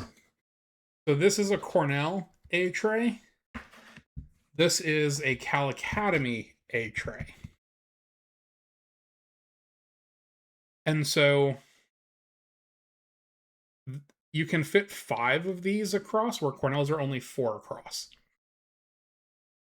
And then Cal Academy also has its own B trays, which are half of the A tray, but they're smaller than the Cornell B tray, if that makes sense. So there are different standards of sizing of the unit trays that matter, because you're not going to be able to fit, like, the drawer is not going to be full if you have one drawer with one tray like this and one tray like this next to each other, because then you have this gap here. And if you try to fill it, if you use like a C tray, well, now it's too long over here and there's a whole thing. So you've got some people that'll use Cornell, some that'll use Cal Academy. I prefer Cornell. This is my preferred size. But the last place that I worked had an abundance of Cal Academy size trays that were basically given away for free. So rather than spend $60 on a drawer plus another probably 10 or 15 or 20 to fill it with unit trays, I took the thing that was free. So most of my collection is in Cal Academy boxes, even though it is not my preferred standard. Um, but it was free. So if it's free, it's for me. But yeah, so those are the different sizing in terms of uh drawer sizes. And the other thing with Cal Academy trays versus Cornell trays. By Space Camp. You can see here is that the Cornell boxes are taller, and that's because the drawer itself is taller. And so what I was saying is that sevens don't fit in every drawer because Cal Academy drawers, the ones that have these smaller unit trays, they're less deep. So sevens won't fit in there. So if you have, like, if you're a Cal Academy collection, but you have specimens that require a seven, you have to have them in a Cornell drawer somewhere in the collection. And so it's a bit frustrating for me to have to go back and forth between them, and it would be nice if I could standardize.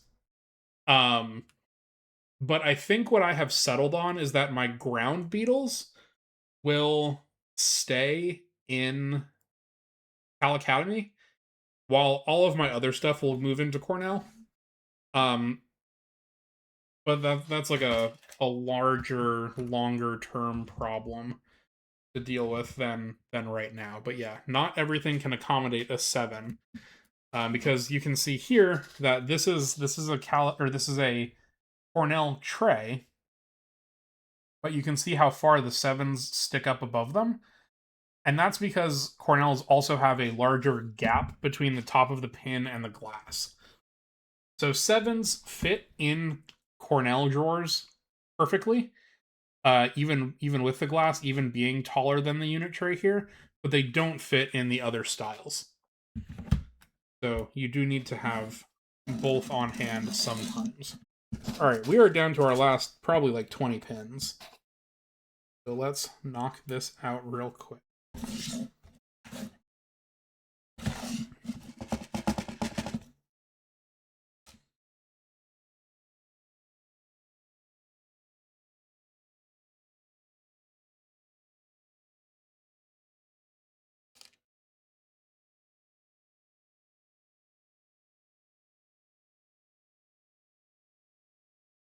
The real trick right now is dodging the dust and debris that's at the bottom of this box. Grabbing the pins is fine, but I don't want to pick up the dust bunnies or these other like broken pieces of insect with them.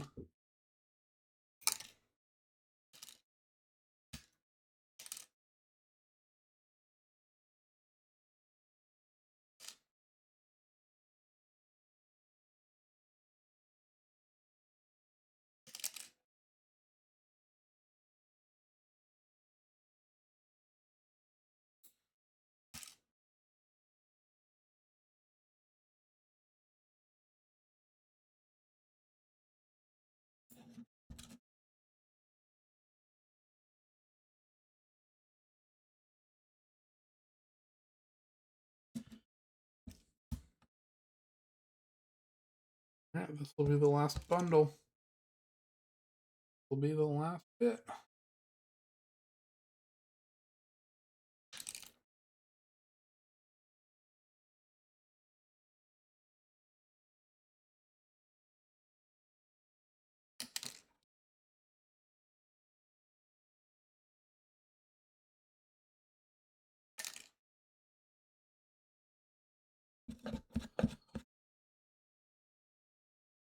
Okay. This is it. This is our last little bundle. And there are 1, 2, 3, 4, 5, 6, 7, 8, 9, 10, 11, 12, 13, 14. We're going to take these 4, move them over here. So this bundle here is 10 pins. That's it. That's all what 10 pins looks like. Now, extrapolate that. 10 bundles like this is 1 pack of pins. Now, if we look at how many pins we have in our block here, the reason we don't just buy new pins to have extra stuff to mount with is because this is several hundred, if not thousands of dollars worth of pins. So that is why we just spent, what are we at, 3.5 hours? Is that about where we're at? Yes, 3 hours and 38 minutes sorting pins. The time that we just spent on that, in terms of cost revenue or whatever to keep all of those pins, definitely worth it.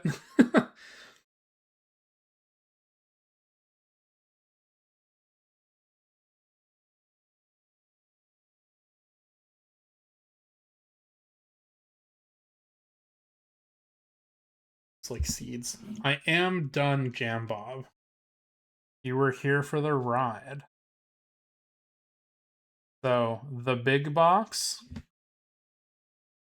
and then we have the little box.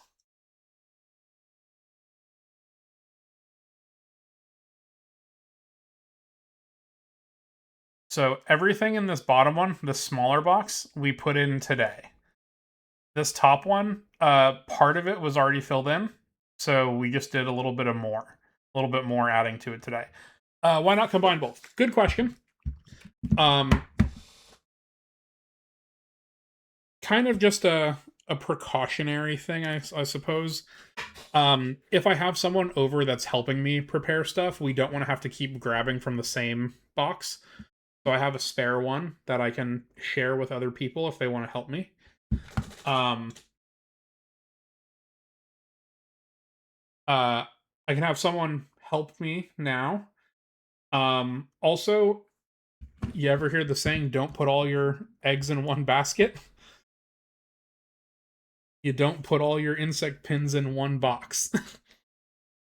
For whatever reason, if, I dropped one of these or I broke one or something, I would still have some usable pins set aside.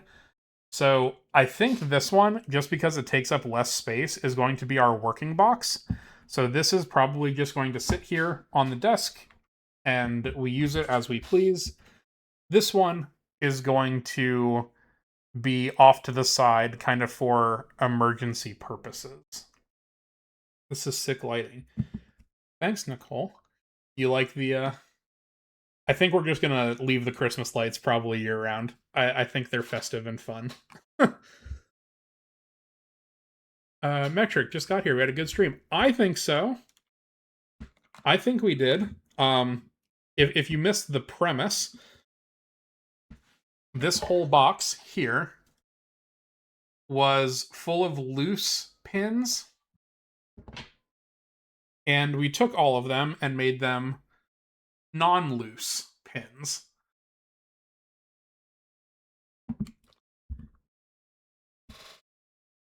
Make it look fun and festive. I agree.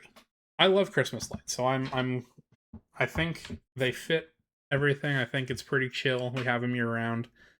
So I'm glad you guys seem to like it. That's fine.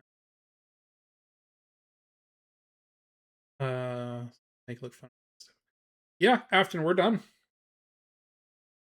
Quick, almost 4 hours. Time flies when you're having fun. Make one of those coin sorting machines for pins. I thought about that because they also make them. This is stupid. Why am I doing that? Um,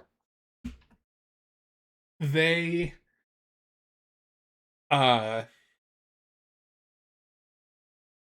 what am I saying here?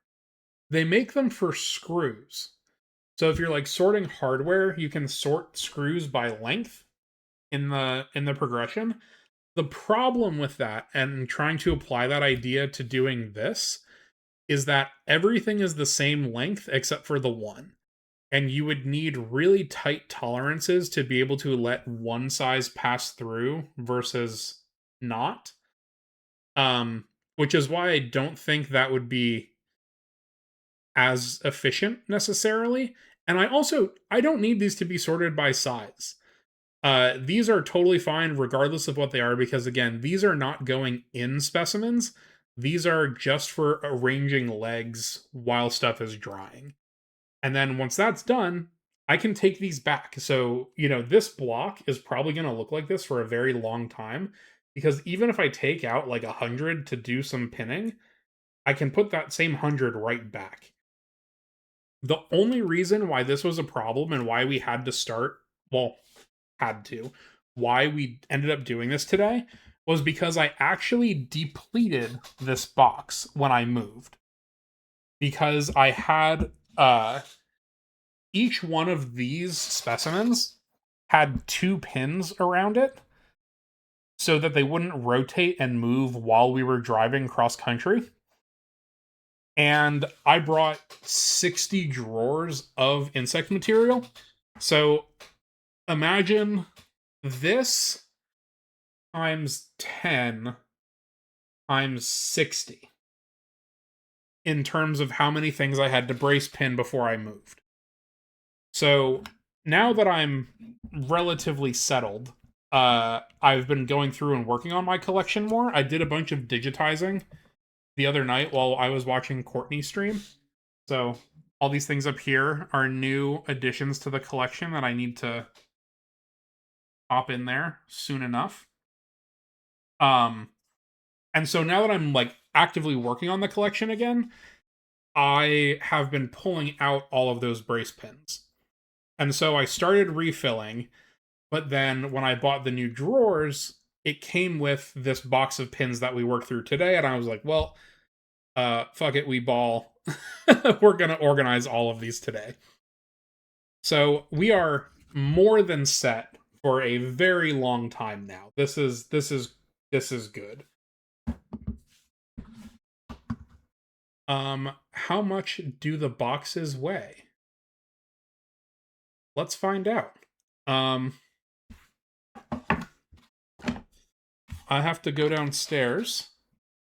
Let me give you bug babysitter time.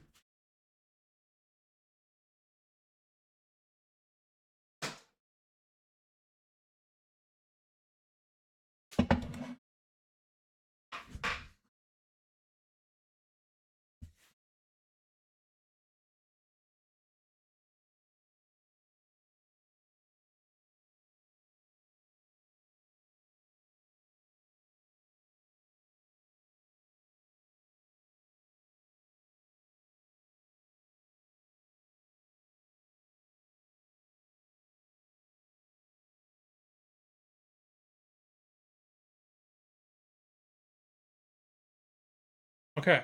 I'm going to go uh I'm going to go get my bread scale so that we can weigh the boxes. But I will leave you with Calypso while I run downstairs real quick. I can also get the what desktop audio doing? Oh, this is still playing. Okay. Um, I'll give you ants for a little bit. I will grab uh the souvenir from the zoo last weekend and also the scale so we can weigh our uh weigh the boxes of pins. Okay, I'll be right back.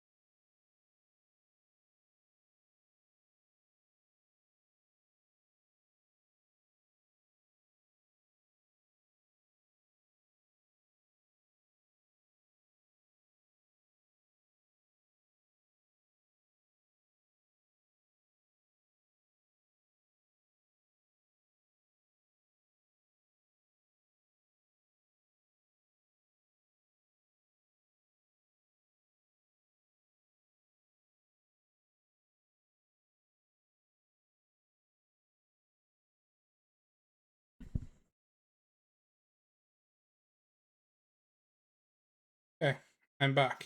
Hello. I have got the scale, and I have got the souvenir. They moving, they alive. Yes, correct. Everyone, say goodbye to Calypso. He did a great job keeping you in check while I was out, I'm sure. Fuzzy, I can get you cleared in there.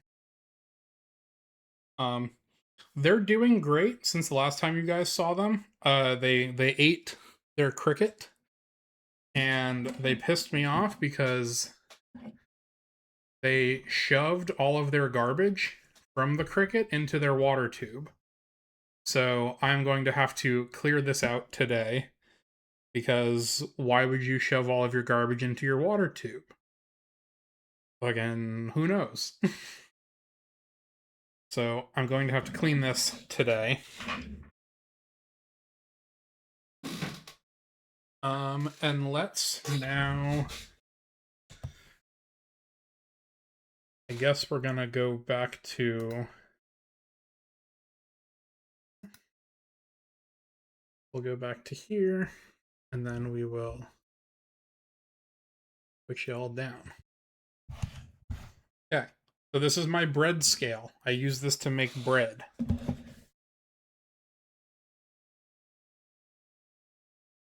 So it's set in grams right now. It's at 2 grams. If I tear it, it should go to 0.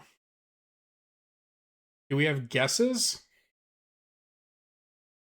Do we how much pins do we think we have? The boxes are not the same size. So all of this together, what do we, I mean, it's a lot of pins, but a pin individually isn't that heavy. I would call this like a little bit over half a pound if I had to guess. 200 Gs, 731. I don't think it's that high vibes because a pound is only 500 and something, right? Okay, so it is at 0. It is set in grams. Our first box, 187, and then our second box, 292. So Icebound is pretty close. 200 grams, 100 off. What is 292 grams? Pounds. 0.64 pounds. So I was pretty close. Roughly a little over half a pound. But half a pound of pins is a lot of fucking pins, right? Let's do a fun exercise. 1 pin. Nothing. Let's see. 1, 2, 3, 4, 5, 6, 8, 9.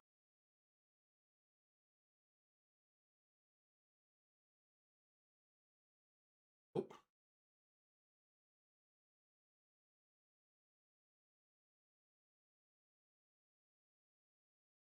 $20.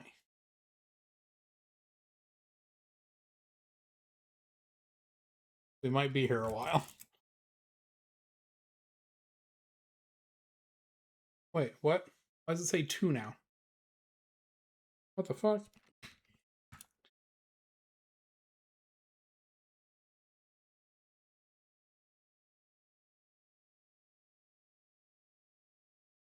Euro.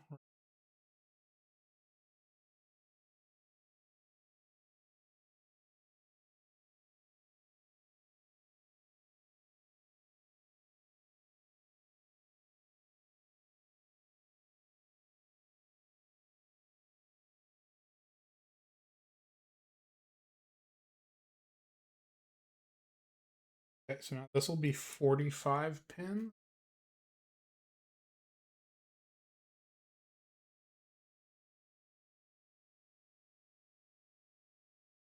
This scale is maybe not precise enough to do in weight.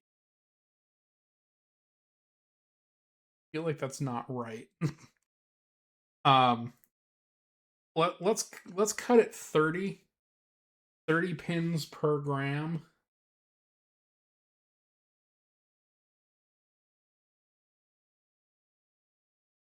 Two. Yeah, it's like 10,000 pins or something, give or take. 8,760 pins. Um, but keep in mind that not all of the pins are the same size, and we didn't account for the weight of the actual box itself. So, the answer is a lot. A lot of pins. Not sensitive enough for small weights. Yeah. This is, like I said, this is for baking bread. This can get me to a gram when I have to add salt or whatever. Um, but yeah, in terms of weighing an individual pin, it's definitely not what I would prefer to use. 188, 292. So 292 grams of pins. A lot of damn pins. I will say. Quite a few. So that answers that question. Which was how much do the pins weigh? And then the last thing before I take a break, because I need to go eat lunch, is to show off the souvenir from the zoo last week. Um, for those of you that maybe missed Alveus show and tell or hadn't heard about it on this stream yet, um, me and Logan and Ophelia and Speed Bongin 420 met up at the zoo. Ophelia was visiting family and decided to meet up with the Florida gang, and it was really fun. Super fun. The Central Florida Zoo in Sanford, just outside of Orlando. Highly recommend. Um, they had one of those mold-o-matic machines where you like pay and it injection molds this little plastic thing for you. And so mold-o-matics used to be really, really common, and now they're kind of like a novelty. And the zoo had a couple of different ones, but of course we all got the butterfly right outside of the insect exhibit. It's hard to see, and I don't know if the camera will pick it up, but right here on the bottom, like along the base here, it says Central Florida Zoo, or maybe just Central Florida, actually. It does just say Central Florida. But yeah, cool little mold-o-matic thing that happens. Never seen a machine like that. Yeah, vibes, they're neat. I think it was like a really big thing back in the day because it would just there's a mold and it injects the plastic and like it makes this, and when it comes out it's still hot. It tells you to like be careful holding it and to hold it upside down so everything like goes the right way.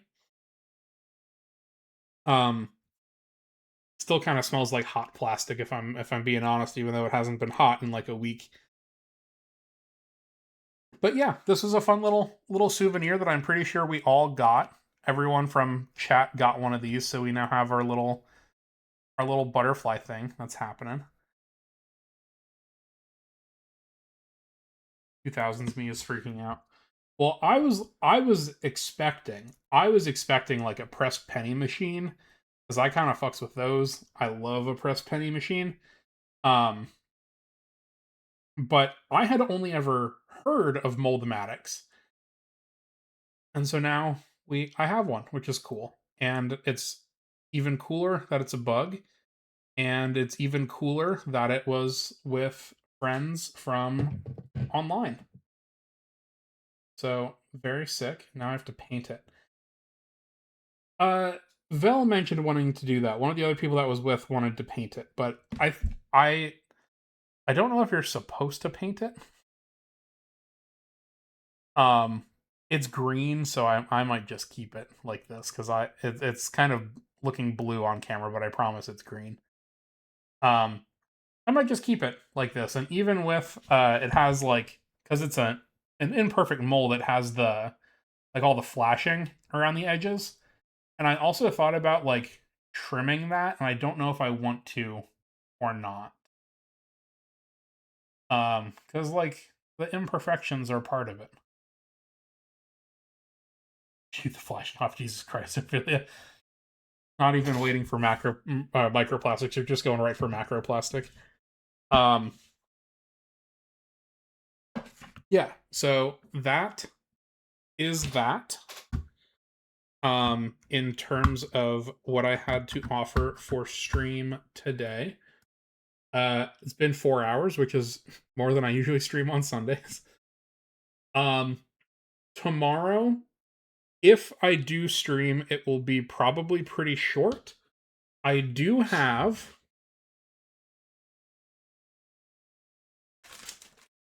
something that we can look at. Um, so if we do something, it'll be this tomorrow. It'll probably be pretty short. Um, but I might not stream at all because we have that event. But if I do, it will be a short thing that involves that package. Anyway, I think we're going to call it there for the day. And thanks all for hanging out. I'm glad I got that done. We got the box organized. And I'm glad that we could spend the time and I didn't have to do it all by myself. So thank you all for being here. Pleasure as always. I am going to send you back home to Alveus. Thank you for all the follows and subs and everything today. It has been fun, and I will see you on the next one. Bye, everybody. Bye.